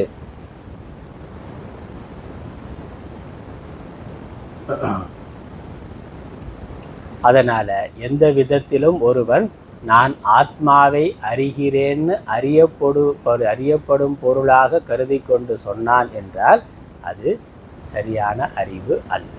அதுதான் தெரியும். அதனால தான் தப்ரமேவாபி அப்படின்னு சொன்னேன். எனக்குள்ள ஆத்மா இருக்குது, நான் ஆத்மா, உயிர் இருக்குது, உங்கள் உடம்புலையும் உயிர் இருக்குது. அதனால் நான் எனக்குள்ளே இருக்க உயிரை நான் பார்க்க முடியாது, ஆனால் உங்கள் உடம்புல இருக்க உயிரை நான் பார்க்கலாமே. அப்படி நான் ஒரு சைத்தன்யம், நான் ஒரு ஜடப்பொருள் கிடையாது. இந்த கல்லோ மண்ணோ மாதிரி நான் ஒரு ஜடப்பொருள் கிடையாது. நான் ஒரு ஜீவனாக இருக்கிறேன். இப்போ ஜீவனாக நான் என்னை அறிகிறேன். புறத்தில் நீங்கள் இந்த கல் மண் ஜடம் இருக்குது, அது ஜடம், நீங்கள் ஜீவன். அப்போ நான் ஒரு ஜீவன், நீங்கள் ஒரு ஜீவன். அப்போ நான் ஜீவனாக இருக்கிறேன் என்று நான் என்னை அறிகிற மாதிரி நான் என்னையை பார்க்க முடியாது. ஆனால் ஜீவனாக இருக்கக்கூடிய புறத்தில் இருக்கக்கூடிய இன்னொரு மனிதனை பார்க்கலாமேனா, இன்னொரு மனிதனை பார்க்குற பொழுதுதான் உடம்பைத்தான் பார்க்குறமே ஒழிய அதற்குள்ளே இருக்கக்கூடிய ஆத்மாவை பார்க்குறது இல்லையே. ஜீவனை உடம்பை பார்க்கலாம், ஸ்தூலமான உடம்பை பார்க்கலாம். அதற்குள்ளே நம்ம சொன்ன மாதிரி அதுக்குள்ளே ஒரு ஜீவாத்மான்னு ஒருத்தர் இருக்கிறான். அந்த ஜீவாத்மாவை பார்க்கலாம், அவரோட பேசலாம். அவர் அன்புடையவராக இருக்கலாம், உறவாக இருக்கலாம், எப்படி வேணாலும் இருக்கலாம். அவர்கிட்ட பேசலாம், கொடுக்கல் வாங்கல் எல்லாம் இருக்குது. அது மனசோட பேசுறது. உடம்போட பேசுறது ரெண்டு பேரும் கை குலுக்கலாம். கை குலுக்கிக்கொள்ள பொழுது என்னது, இந்த உடம்புல இருக்க ஜீவன், அந்த உடம்புல இருக்கிற ஜீவன், ரெண்டு பேரும் பரஸ்பரம் ஒரு உணர்வை பரிமாறிக்கொள்கிறோம். அதுலேயும் பரிமாற்றம் இருக்கும். ஆனால் இந்த உடம்புக்கு ஆதாரமாக இருக்கக்கூடிய சைத்தன்யம், அந்த உடம்புக்கு ஆதாரமாக இருக்கக்கூடிய சைத்தன்யம், அதை நான் இந்த உடம்புல இருந்து அந்த உடம்புல இருக்க சைத்தன்யத்தை பார்க்க முடியுமான்னு அது பார்க்க முடியாது. அப்போ சைத்தன்யம் புறத்தில் இருந்தாலும் எங்கும் இருந்தாலும் அது ஒரு உடல் இயங்குவதற்கு, ஒரு உபாதி இயங்குவதற்கு காரணமாக இருக்குன்னு நம்ம புரிந்து கொள்ள முடியுமே ஒழிய அதற்குள் அதை பார்க்க முடியாது. எந்த விதத்திலையும் அது புறத்தில் ஆப்ஜெக்டாக பார்க்கவே முடியாது. ஈஸ்வரனே நேராக நின்னாலும், பகவானே நேராக நான் உனக்கு வரம் கொடுக்குறேன் அப்படின்னு சொல்லி சிவபெருமானே மகாவிஷ்ணுவே நேராக நின்னாலும் அவர் நான் பார்ப்பவன், அவர் பார்க்கப்படுவது. அப்போ அவர் எப்படி இருப்பார், ஒரு ரூபத்தில் இருப்பார். சங்க சக்கர கதாதாரியாக ஒரு ரூபத்தில் இருப்பார். அந்த ரூபம் சத்தியமான இல்லை, அவர் எனக்கு காட்சி கொடுக்கறதுக்காக எடுத்துகிட்டு வந்த ஒரு ரூபம், அவ்வளோதான். அவர் வேறு ரூபத்துலேயும் வரலாம். நான் விநாயகராக பூஜை ஜபம் பண்ணேன்னாக்கா அவரே விநாயகர் ரூபத்தில் காட்சி கொடுப்பார். இல்லை ஒரு எரும மாடாக தியானம் பண்ணியிருந்தேன்னா எரும மாட்டு ரூபத்திலேயே தியானம். அப்படியெல்லாம் பக்தர்களுக்கு அடியார்களுக்கு காட்சி கொடுத்துருக்கிறார். ஒவ்வொரு அடியாரை எப்படி பார்த்தாரோ காட்சி கொடுத்துட்டு வரைஞ்சி போய் அப்புறம் தான் அவர் புரிஞ்சுக்கிறார், ஓ வந்தது இறைவனோ அப்படின்னு சொல்லி அப்புறம் புரிஞ்சுக்கிறார். அப்போ அவர் நேராக வந்தால் ஒரு ரூபத்தில் தான் வர முடியுமே ஒழிய அவருடைய யதார்த்த ஸ்வரூபத்தோடு அவர் வர முடியாது. அதனால் ஜீவனாகிய நான் என்னுடைய ஆத்மாவையும் நான் உள்ளே பார்க்க முடியாது. கண்ணை திருப்பி உள்ளே பார்க்குறேன்னு பார்க்க முடியாது. வெளியே இருக்க இன்னொருத்தருடைய ஆத்மாவையும் பார்க்க முடியாது. ஈஸ்வரனே வந்தாலும் அவருடைய ஆத்மாவை நான் பார்க்க முடியாது. அப்போ ஆத்மா எந்த காலத்திலும் அறியப்படும் பொருளாக வருவது இல்லை. அப்போ எப்படி தெரிஞ்சுக்கிறது? நான் எனக்குள்ள அது சாட்சியாக இருக்கிறதுங்கிறது மட்டும்தான். எது இருக்கிறதுனால உடம்பு மனசு இருக்கு பார்க்குதுன்னு அப்படி சாட்சியாகத்தான் அறிந்து கொள்ள முடியும். அதனால் இந்த புறத்தில் வெளியே தேர்றதை நிறுத்திட்டா, எல்லாத்தையும் நிறுத்தின பிறகு எந்த ஒரு சைத்தன்யம் அறிவு மாத்திரம் இருக்கோ அது ஆத்மா, அது நான் புரிந்து கொள்கிறது தான் இருக்கு. அதனால தான் நேத்தின்னு சொல்லு, அதத் ஜாகிரத்தின்னு சொல்லு. உடம்பு மனசு புத்தி எல்லாத்தையும் நீக்கின பிறகு எதை கொண்டு அனைத்தையும் நீக்கினாயோ அதுவே ஆத்மானா. எந்த அறிவை வச்சு இது எல்லாத்தையும் நீக்கினாயோ அதுவே ஆத்மா. கடைசி எது மிச்சம் இருக்கும்? அந்த சைத்தன்யம் மாத்திரம் மிச்சம் இருக்கும். அது மாத்திரம் இருக்குன்னு சொல்கிறதுக்கு ஆளும் இருக்க மாட்டான். அவன் மாத்திரம் இருக்கும். அந்த மனசு விருத்திகள் எதுவும் இல்லாமல் சைத்தன்யம் மாத்திரம் இருக்கின்றது. அதுவே அப்படி இருக்கிறது. அப்படித்தான் புரிந்து கொள்ள முடியும். அதனால் என்ன சொல்கிறாரு இங்கே, இயற்கையிலோ எனில். அதனால் இங்கே குரு சொல்கிறது தெளிவாக சொல்கிறார், அறியப்படுவதாக நான் ஆத்மாவை அல்லது இறைவனை அறிந்து கொண்டேன் என்று நீ நினைத்தால் நீ குறைவாகவே அறிந்திருக்கிறாய். அப்போ என்னது, அறிபவனாக ஆத்மாவை நான் அறிந்து கொண்டிருக்கிறேன் நினச்சா மட்டும்தான் அறிந்திருக்கிறாய்ன்னு அர்த்தம். அதுதான் அடுத்த பாட்டில் சொல்ல போகிறேன். அதனால் அடுத்த மந்திரத்தில் இது தெளிவாக வரப்போகுது. அதைத்தான் இங்கே ஆச்சாரியர் மேற்கோள் காட்டி சொல்கிறார். நாளை இதோட பாஷ்யத்தை படிக்கலாம், அப்புறம் தமிழில் படிக்கலாம். சத்தியம் ஏவம் ததாபி ததந்தகரண தேக இந்திரிய உபாதித்வாரேன ஏவ விஞ்ஞானாதி சப்தைஹி நிர்திஷ்யதே தத் அனுகாரித்வாத் தேகாதி விருத்தி சங்கோஷ உச்சேத ஆதிஷு நாசேஷு ச ந ஸ்வதः து அவிஜ்ஞாதம் விஜானதாம் விஜ்ஞாதம் அவிஜானதாம் இதி ஸ்திதம் பவிஷ்யதி. அதனால் இது அடுத்த மந்திரம். அடுத்த மந்திரத்தில் இருக்கிற வாக்கியம் இது. நான் அடுத்த மந்திரத்தை நம்ம பார்க்குற போது விரிவாக பார்க்கலாம். அங்கே என்ன சொல்கிறாருன்னா, இயற்கையிலோ எனின் விஜானதாம் விஞ்ஞானம் என்ற அந்தக்கரண விருத்திக்கு விஷயமாக அறிகிறவர்களுக்கு அறியப்படாதது முற்கூறியவாறு அறியாதவர்களுக்கு அறியப்பட்டதாக ஆகிறது என்பது நிலைத்ததாக ஆகிறது. அடுத்த மந்திரத்தோட அர்த்தம் அதுதான். அந்த கரண விருத்திக்கு விஷயமாக அறிகிறவர்களுக்கு அறியப்படாது. நான் அதை அறிகிறேன்னு சொன்னால் அறியவில்லைன்னு அர்த்தம். நான் அறியவில்லைன்னு சொன்னால் அறிந்து கொண்டேன்னு அர்த்தம். அப்படிதான் அடுத்த மந்திரத்தில். அப்போ என்னது, அறியப்படும் பொருளாக நான் அறிகிறேன்னா உனக்கு தெரியலேன்னு அர்த்தம். அறியப்படும் பொருளாக நான் அறியவில்லை, அறிபவனாகவே நானே என்னை ஆத்மாவாக உணர்கிறேன்னா நீ தெரிந்து கொண்டாய் அப்படின்னு அடுத்த மந்திரத்துக்கு அர்த்தம். அதை அங்கே விளைவாக பார்க்கலாம். அதனால் இந்த ஆத்மா எப்பொழுதும் அறியப்படுவதாக வருவது இல்லை. அறியப்படுவதாக அது அறியப்படுகின்ற பொழுது ஆத்மாவினுடைய ஒரு சிறு அம்சத்தை தான் நாம் அறிகிறோம்.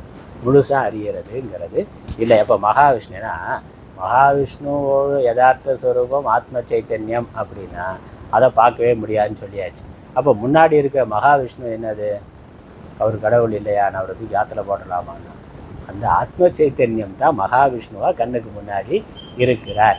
ஆகவே அவர் இல்லைன்னு அர்த்தம் இல்லை. அவர் மகாவிஷ்ணுவாகவே நீங்கள் பார்க்கலாம், வணங்கலாம். ஆனால் அந்த உருவம் மட்டுமே, அந்த விக்கிரகம் மட்டுமே கடவுள்னு நினச்சேன்னா அது தப்பு. அப்புறம் இந்த விக்கிரகத்துக்குள்ள மகாவிஷ்ணு இருக்கிறார், அவர் வைகுண்டத்திலையும் இருக்கிறார், அவர் மட்டுமே கடவுள்னு நினச்சாலும் அது தப்பு. மகாவிஷ்ணுவாகவும் அந்த விக்கிரகத்திலேயே அவர் இருக்கிறார், அதுவாகவும் இருக்கிறார். அப்புறம் வைகுண்டத்தில் மகாவிஷ்ணுவாகவும் இருக்கிறார், கைலாசத்தில் அவரே சிவபெருமானாகவும் இருக்கிறார். இன்னும் பரலோகத்தில் வேறு எந்த மதங்கள் எப்படி சொன்னாலும் சரி, பரலோகத்தில் அவரே யெகோவாவாகவும் இருக்கிறார். அப்புறம் வேறு ஏதோ பரலோகத்தில் அவர் அல்லாவாகவும் இருக்கிறார்னு நினச்சேன்னா அது பரவாயில்லை. அதுவும் அந்தந்த உருளை எடுத்துக்கொண்டு இருக்கக்கூடிய ரூபம், வாஸ்தவமாக அவர் ரூபம் என்னது, எல்லாம் கடந்த ஒன்று. அதனால் குறிப்பிட்ட ஒரே ஒரு விக்கிரகத்தில் மட்டும் இருக்கிறான்னு நினச்சாலும் அது தப்பு இல்லை, அப்படியும் இருக்கிறார்.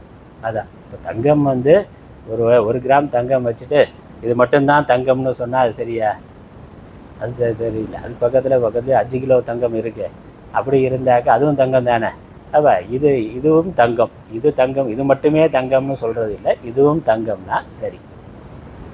பக்கத்துலேயே 1 கிலோ தங்கம் இருக்குன்னா அதுவும் தங்கம், அவ்வளவுதான் தங்கமானா இல்லை, இருக்கு, இதுக்கு மேலேயும் இருக்கு. அப்போ இதெல்லாம் ஒரு சின்ன சின்ன வடிவங்கள் தானே ஒழிய வாஸ்தவமாக அது வடிவம் இல்லாததாக கடந்ததாக இருக்கின்றது. அதே தான். அதனால் நான் மட்டுமே அப்படின்னு ஜீவன் நினச்சா, நான் ஆத்மாவுக்கு வேற நினைச்சாலும், அல்லது ஜீவனாக இருந்து நான் ஆத்மாவை அறிகிறேன்னு நினைச்சாலும் அது சரியில்லை.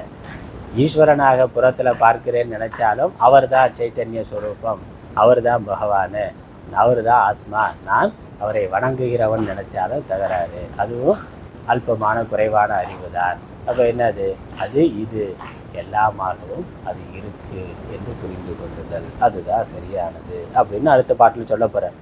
அதனால் எதஸ்ய பிரம்மணோ ரூபம் என்பதாய் முன்னுள்ள வாக்கியத்துடன் சேர்த்து கொள்ள வேண்டும். அதனால் எதஸ்யன்னு 2வது வரியில் இருக்குது, முதல் வரியில் மேலே முதல் வரியில் கடைசியில் பிரம்மணோ ரூபம்னு இருக்குது.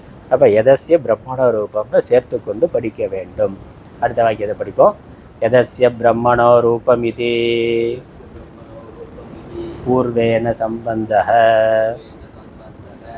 ந கேவலம் அத்யாத்ம உபாதி பரிச்சின்னஸ்ய அஸ்ய பிரம்மணः ரூபம் த்வம் அல்பம் வேத யதபி அதிதைவத உபாதி பரிச்சின்னஸ்ய அஸ்ய பிரம்மணः ரூபம் தேவேஷு வேத்தத்வம் ததபி நூனம் தஹரம் ஏவ வேத்த இதி மன்யே அகம் யத் அத்யாத்மம் யதபி தேவேஷு ததபி ச உபாதி பரிச்சின்னத்வாத் தஹரத்வாத் ந நிவர்த்ததே யத்து வித்வஸ்ய சர்வ உபாதி விசேஷம் சாந்தம்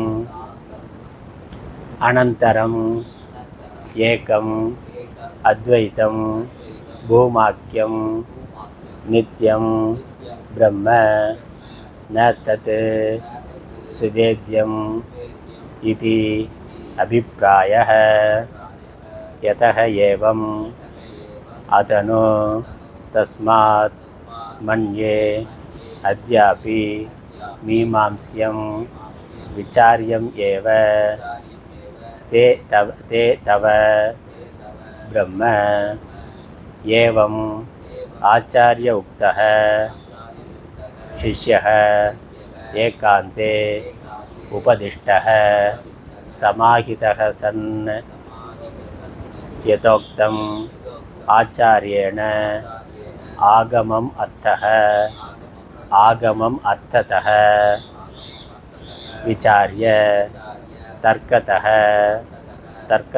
ச நிர்தார்ய ஸ்வ அனுபவம் கிருத்வா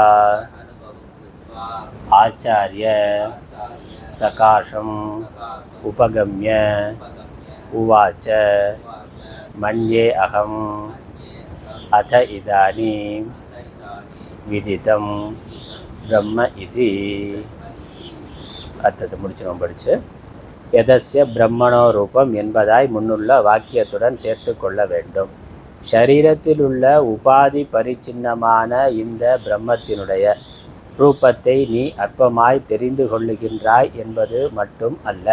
அதனால் இந்த உடம்பு இருக்குது, ஜீவன் இருக்குது, ஆத்மா இருக்குது, அது மட்டும் இருக்குது. நான் ஜீவனாக இருந்து ஆத்மாவை அறிகிறேன் அப்படின்னு சொன்னால் அது ரெண்டும் வேறு வேறாக அறிவது. அப்போ அற்பமாகவே நீ அறிந்து கொள்கிறாய். அதே போல் அதிதெய்வ உபாதி பரிச்சின்னமான இந்த பிரம்மத்தினுடைய தேவர்களிடத்தில் இருப்பதாக யாதொரு ரூபத்தை நீ அறிகின்றாயோ, புறத்தில் ஒரு தெய்வம் வைத்துக்கொண்டு விநாயகர், முருகன், விஷ்ணு, சிவன்னு வைத்துக்கொண்டு இதில் நான் பிரம்மத்தை பார்க்கிறேன், அறிகிறேன் அப்படின்னு பார்த்தாலும் நினைத்தாலும் அதுதான் இறைவன், நான் ஜீவன் அப்படின்னா, நான் ஜீவன் அது இறைவன், அல்லது நான் ஜீவனாக இருக்கிற எனக்குள்ள இறைவன் ஆத்மாவாக இருக்கிறார் அப்படின்னு பார்த்தாலும் வேற வேறையாக பார்க்கிறது. அப்போ அது குறைவாக அறிதலே. அதான் சொல்கிறார், அதையும் நீ அற்பமாகவே அறிகின்றாய், அறியவேதான் அற்பமாகவே தான் அறிகின்றாய் என நான் எண்ணுகிறேன். அதனால் அப்படி நினைத்தாலும் அது அல்பமாகவே அறிகிறாய். ஆனால் எனக்கு வேற ஆத்மா இருக்கிறார், நான் வேற இருக்கிறேன் நினைத்தாலும் அல்பமாக அறியறது. கடவுள் எனக்கு வேறாக இருக்கிறார் நினைத்தாலும் அல்பமாக அறியறது. அல்பமாக அறிகிறன்னா அது ஓரளவுக்கு உண்மைதான் என்றாலும் அது முழு உண்மை அல்ல. முழு உண்மை என்னது? ஆத்மாதான் எல்லாமாக இருக்கிறது. அப்படிங்கிற பொழுது தான் அது சரியான புரிதல். ஒரு தங்கம் தனக்குள்ள தங்கம் இருக்குன்னு, ஒரு நகையானது தனக்குள்ள தங்கம் இருக்குன்னு பார்த்தா அது அறிவு தான், அது உண்மை தான். ஆனால் அது மட்டுமா உண்மை? தனக்கு வெளியேயும் தங்கம் இருக்குது, அதான் உண்மை. ஒரு சின்ன 1 கிராம் நகை வெளியே இருக்கக்கூடிய 1 கிலோ ஒட்டியானம் பெருசாக இருக்குன்னாக்கா, ஆகா அது எவ்வளோ பெரியது, நான் யார் அப்படின்னு நினச்சி அது வணங்கத்தக்கதாகவும் நான் வணங்குமாவும் நினச்சா அதுதான் தங்கம், நான் ஒன்றும் இல்லைன்னு நினச்சா அதுதான் தங்கம்ங்கிறது உண்மை. ஆனால் நான் ஒன்றும் இல்லைன்னு நினச்சது உண்மையான உண்மை இல்லை. நானும் தங்கம் தான். 1 கிராமாக இருந்தாலும் நானும் தங்கம் தான், 1 கிலோவாக இருந்தாலும் அதுவும் தங்கம் தான். அது அந்த பெருசாக இருக்குது அப்படிங்கிறது தான் வித்தியாசமே வெளியே, வேறு ஒன்றும் கிடையாது. அதனால் பிரதம மந்திரி ஆகிட்டாருன்னா, ஒருத்தர் பிரதம மந்திரியோ இல்லை முதல்வராக ஆகிட்டாருன்னா, முதல்வர் ஆனோடனே அவரும் மனுஷன் நானும் மனுஷன் தானே, அதில் வேறுபாடு இருக்கா? இல்லை. அந்த சீட்டில் இருக்கிற வரைக்கும் அவருக்கு அதிகாரம் அதிகமாக இருக்கலாம். அவர் கட்டளையிட்டால் எனக்கு எதுவும் அரசு வேலை கொடுக்கலாம், கொடுக்காமல் இருக்கலாம். அவர் கொடுப்பவராக இருக்கலாம், வாங்குறவராக இருக்கலாம், அவர் அதிகாரம் உடையவராக இருக்கலாம், நான் அதிகாரத்துக்கு உட்பட்டவனாக இருக்கலாம். இதெல்லாம் எது வரைக்கும்? அவர் முதல்வருங்கிற அந்த சீட்டில் இருக்கிற வரைக்கும், நான் ஒரு பிரஜைங்கிற சீட்டில் இருக்கிற வரைக்கும். அது மாறலாமே. நான் முதல்வராகி அவர் அவர் கீழே வந்துட்டாருன்னா மாறலாமே. அப்படி அதில் அது உபாதியை வைத்து கொண்டு இருக்கிறது. அப்புறம் அது தற்காலிகமானது. உண்மை என்னது? அவரும் மனுஷன் நானும் மனுஷன். அந்த அடிப்படையில் எந்த வேறுபாடும் கிடையாது. அந்த சீட்டில் இருக்கிற வரைக்கும் தான் அவர். வெளியே வந்துட்டால் வேறுபாடு கிடையாது. கம்பெனிக்குள்ளே இருக்கிற வரைக்கும் வாட்ச்மேன் மேனேஜர் இருக்கலாம். கேட்டை தாண்டி வெளியே வந்துட்டா அப்புறம் அதிகாரம் பண்ண முடியுமா? அவருடைய அதிகாரம்லாம் எங்கே செல்லுபடியாகும்? அந்த உடம்புக்குள்ளே அந்த சீட்டில் இருக்கிற வரைக்கும் தான் அந்த பவர், அது செல்லுபடியாகும். வெளியே தனியாக வந்துட்டால் அவரும் மனுஷன். பஸ்ஸில் போனாக்கா டிக்கெட் என்னது? ஒரு மேனேஜருங்கிறதுக்கா வேற, ஒரு வாட்ச்மேனுங்கிறதுக்கா வேறையான ஒரே அளவு டிக்கெட் தான். அவனுக்கு 2மே டிக்கெட்டு தான். பெரிய கம்பெனிக்கு ஓனராக இருந்தாலும், அந்த கம்பெனியில் வாட்ச்மேனாக இருந்தாலும், அந்த பஸ் கண்டக்டருக்கு என்னது 2 டிக்கெட் வருது பாருமா.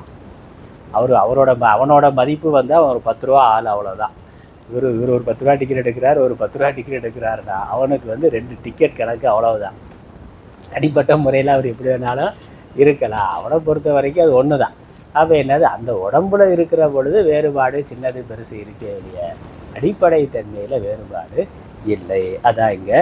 அதனால் அப்படி நம்ம உடம்பை மட்டும் வைத்து கொண்டு சின்னது பெருசுன்னு பார்த்தா அது உண்மையாக இருந்தாலும் அது அல்பமான அறிவு தான். முழுமையான புரிதல் என்னது? எல்லாமே ஒன்றுங்கிறது தான். அத்தியாத்மத்தில் ஏதுண்டோ, அதிதெய்வத்தில் ஏதுண்டோ, அதுவும் தேவரிடத்தில் உபாதியினால் பரிச்சின்னமாக்க குறைக்கப்பட்டிருக்கிறது. அற்பமாக இருக்கும் தன்மையினின்றும் நீங்குவது இல்லை. அதனால் இப்போ உடம்போடு வைத்துக்கொண்டு பார்த்தா அவர் பகவான், நான் பக்தன் அப்படிங்கிறது இருக்கும். அழிக்கப்பட்ட எல்லா உபாதி விசேஷத்தை உடையதும். ஆனால் பிரம்மன்னு பார்த்தா அங்கே எந்த உபாதி விசேஷமும் இல்லை. விசேஷத்தை உடையதும் சாந்தமும் அனந்தமும் ஏக்கமும் அத்வைத்தமும் பூமா என பெயரியதும் நித்தியமுமான பிரம்மம் யாதுண்டோ அது நன்கு அறியக்கூடியதாக ஆகாது என்பது கருத்து. அப்படிப்பட்ட அந்த பிரம்ம சைத்தன்ய சொரூபத்தை அதை அறியப்பட்டதாக ஒரு பொழுதும் நினைக்க முடியாது. ஏன்னா அறிபவனாக மட்டுமே அறியத்தக்கது அது. நன்கு அறியக்கூடியதாக ஆகாது. அந்த பிரம்மம் அறியக்கூடியதாக ஆகாது. மகாவிஷ்ணு சிவன் அறியக்கூடியவராக இருக்கலாம், ஜபம் பண்ணால் தியானம் பண்ணால் முன்னாடி காட்சி கொடுப்பார், அப்படி அறியக்கூடியவராக இருக்கலாம். ஆனால் அவருக்கும் ஆதாரமாக இருக்கக்கூடிய ஆத்ம சைத்தன்யம் அறியக்கூடியதாக ஒரு பொழுதும் ஆகாது. ஏனெனில் அது அறிபவனாகவே இருப்பது. யாது காரணத்தால் இவ்விதம் இருக்கிறதோ அக்காரணத்தால் இப்பொழுதும் கூட உன்னால் பிரம்மம் விசாரித்து அறியக்கூடியதாகவே தான் இருக்கிறது. இப்படி குரு சொல்லிட்டார். அதனால் நான் ஆத்மாவை அல்லது பிரம்மத்தை அறிகிறேன்னு நீ அறியப்படும் பொருளாக நினைச்சேன்னாக்கா அது முழுமையான உண்மை இல்லை. நல்லா யோசிச்சு பாருன்னு சொன்னார் குரு. உடனே சிஷ்யன் என்ன பண்ணா, இவ்விதம் ஆசிரியரால் உபதேசிக்கப்பட்ட சிஷ்யன் தனியான இடத்தில் உட்கார்ந்து சொன்ன உடனே சரி தனியாக போய் உட்காந்துட்டான்.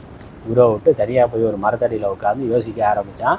குரு உபதேசம் பண்ணதெல்லாம் முதல் மந்திரத்தில் இருந்து எல்லாத்தையும் யோசித்து பார்த்து கடைசியில் சரியாக புரிந்து கொண்டான்.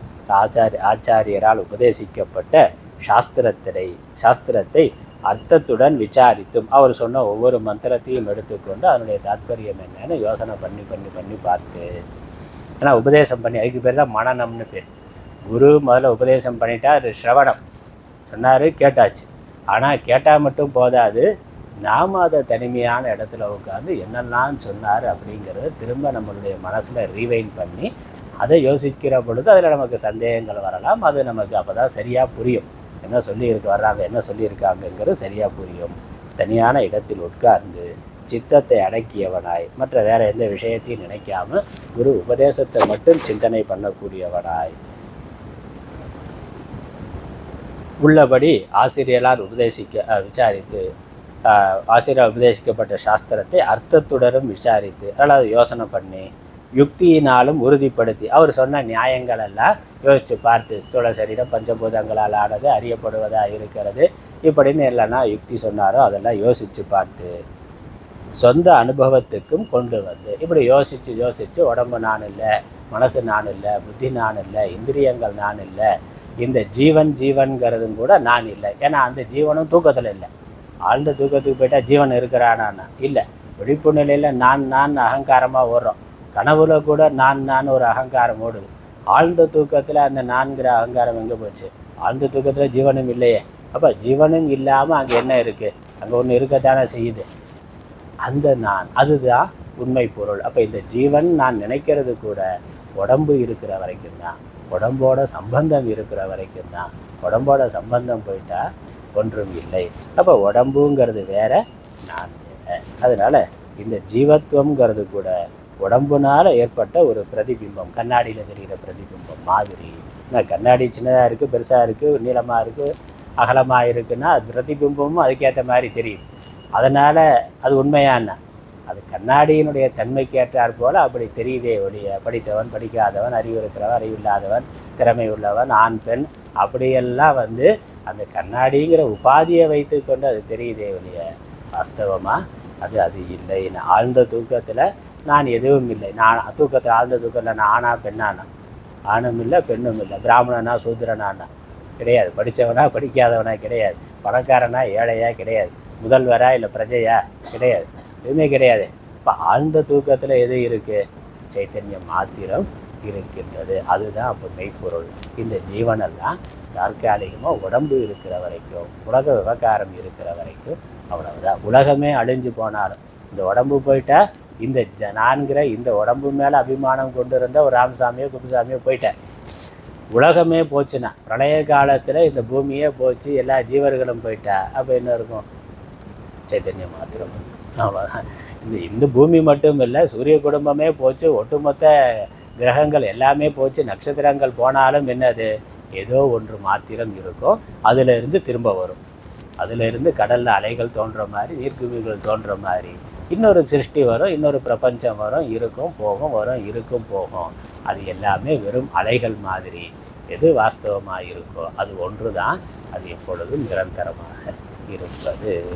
அதுதான் மெய்ப்பொருள்னும் அதுவே நான். அதனால் அது எங்கேயோ பிரளய காலத்தில் மட்டும்தான் அது இருக்கான்னா, அப்படி பிரளய காலத்தில் எது இருந்தால் அது சிருஷ்டியில் வந்திருக்கு. பானையெல்லாம் உடஞ்சி போன பிறகு என்ன இருக்கும்? மண்ணு தான் இருக்கும். அப்போ பானைகள் இருக்கிற போது என்ன இருந்தது? அப்பயும் மண்ணு தான் இருக்கும். ஏன்னா பானை அது மண்ணில் இருந்து திரும்ப பானைகள் கொண்டு வந்தால் என்னது? அதே மண்ணு தான் பானைகளாக ஆகி இருக்குது. அந்த பானைகள் உடஞ்சி போன பிறகு மண் மாத்திரம் இருக்குது. இது மாதிரி சிருஷ்டி தோன்றுவதற்கு முன்னாடி பிரம்மம் மாத்திரம் இருந்தது. சிருஷ்டி தோன்றின பிறகு என்னது? பிரம்மமே சிருஷ்டியாக, உலகமாக, சூரியனா சந்திரனா நட்சத்திரங்களா கோள்களா அதுக்குள்ள பலவிதமான ஜீவர்களாக விளங்கி கொண்டு இருக்கு. அப்போ சிருஷ்டி இருக்கிற பொழுதும் அதில் இருக்கக்கூடிய சிருஷ்டியில் இருக்கக்கூடிய ஒவ்வொரு அணுவும் ஒவ்வொரு ஜீவனும் அதே பிரம்ம சைத்தன்யம். பிரளயம் ஏற்பட்டு எல்லாம் அழிஞ்சு போனாலும் அதே பிரம்ம சைத்தன்யம் தான். ஒரே மண் பானைகளாக ஆகி மீண்டும் மண்ணாக இருப்பது போல, ஒரே தங்கம் நகைகளாக ஆகி மீண்டும் தங்கமாகவே இருப்பது போல, நாம் ஜீவர்களாக இருக்கிற பொழுதும் பிரம்மம் தான்.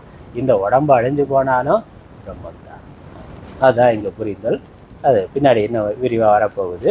அதனால் யாது காரணத்தால் இதனால் இதெல்லாம் உட்காந்து யோசித்து அவன் என்னென்னா அதுதான் சொந்த அனுபவம். அதனால் யுக்தியினால் இதெல்லாம் நாம ரூபங்களையும் நீக்கிட்டு பிரம்மம் மாத்திரம் இருக்கிறது, பிரம்மம் மாத்திரம் இருக்கின்றது. அதாவது அதுதான் எல்லாமாக இருக்கிறது. பிரம்மம் மாத்திரம் இருக்குது, பிரம்மமே எல்லாமாகவும் இருக்குது. அந்த பிரம்மத்துக்கு அந்நியமாக ஒரு பொழுதும் எந்த காலத்திலும் வரவில்லை. அந்த பிரம்மமே பலவாக தோன்றி கொண்டிருக்கிறது. அப்படி வேணால் புரிஞ்சு கொள்ளலாம். அது விட்டுட்டு தனியாக வந்துருச்சு அப்படிங்கிறது இல்லை. ஒரே பிரம்மமே பலவாக தோன்றி கொண்டிருக்கு. ஒரே தண்ணீரே பல அலைகளாக, நீர்க்குமிழிகளாக, நுரைகளாக விளங்கி கொண்டிருக்கிறது. ஒரே தங்கமே நகைகளாக விளங்கி கொண்டிருக்கிறது. ஒரே பிரம்மமே ஜீவர்களாக, மனிதர்களாக, பல்வேறு உயிர்களாக, ஜடப்பொருள்களாகவும் அதுவே விளங்கி கொண்டிருக்கின்றது. அதனால் அதுவே நான், அதுவே நீ, அதுவே இங்கே எல்லாம். அப்படி அதான் அனுபவம். அப்படி புரிந்து கொள்வது தான் அனுபவம். அதனால் தனியாக ஒரு பிரம்ம அனுபவம்னா பிரச்சனை. எப்போ பிரம்மானுபவம், இத்தனை வருஷம் பாடம் கேட்டாச்சு, பிரம்மானுபவம் எப்போ வருமோனா இந்த புரிதல் தான் பிரம்மானுபவம். இந்த புரிதல் வந்த பிறகு நான் வச்சுருந்த அகங்காரத்துக்கு அதிக முக்கியத்துவம் கொடுக்காமல் விடுறது தான் பிரம்மானுபவம். ஞானியாக இருக்கிறது, ஜீவன் முக்தராக இருக்கிறது என்னது? இந்த அகங்காரம் வெறும் அகங்காரம் மாத்திரம். உடம்பு இருக்கிற வரைக்கும் அது இருக்கும். தற்காலிகமான ஒரு ஏற்பாடு, தற்காலிகமான விவகாரம்னு புரிந்து கொண்டு அதை அதோட லிமிட்டோட நிறுத்திக்கிறது தான் ஜீவன் முக்தி அனுபவம். இப்போ நான் என்னவா இருக்கேன்? பிரம்மமாக இருக்கேன். அதனால் சொந்த அனுபவத்துக்கும் கொண்டு வந்து பிறகு ஆசிரியருடைய அருகில் வந்து, அதனால் இதெல்லாம் யோசித்து பார்த்து பிரம்மம் மட்டும்தான் இருக்குது. நான் பிரம்மமாக இருக்கிறேன், எல்லாம் பிரம்மமாக இருக்குது, குருவும் பிரம்மந்தான், நானும் பிரம்மந்தான். அப்படி இருந்தாலும் அது புரிந்து கொள்ளுதல் புத்தியில் இருக்கிறது. அப்படி அதை சொல்லி புரிய வச்சது யார்? குரு. அதனால் குருகிட்ட போய் நீங்கள் சொன்னது எனக்கு சரியாக புரிஞ்சிருச்சுன்னு அப்புறம் சொல்லணும்ல. இப்போ தான் நான் சரியாக புரிந்து கொண்டு இருக்கிறேன்னு. அதனால் திரும்ப குருவுக்கு அருகில் வந்து பிரம்மமானது அறியப்பட்டதாக இருக்கலாம் என நான் இதுபோன்று எண்ணுகிறேன் அப்படின்னு அவன் சொல்லுகிறான். அதனால் அறியப்படும் பொருளை அறியலை, அறியப்பட்டதாக நானாக அனைத்துமாகவும் பிரம்மம் இருக்கிறதுன்னு நான் புரிந்து கொண்டேன் அப்படின்னு குருவிட்ட தன்னுடைய அனுபவத்தை சொல்லிட்டார். அதுக்கப்புறம் அடுத்த வரி வந்து அடுத்த மந்திரத்துக்கான முகவுரை. எவ்விதமெனில் கேளுங்கள் என சொல்லுகிறார். அதனால் அடுத்த மந்திரத்தில் எப்படி நான் புரிந்து கொண்டேங்கிறத சொல்லுகிறான். அது அடுத்த மந்திரத்தை அடுத்த வகுப்பில் பார்க்கலாம்.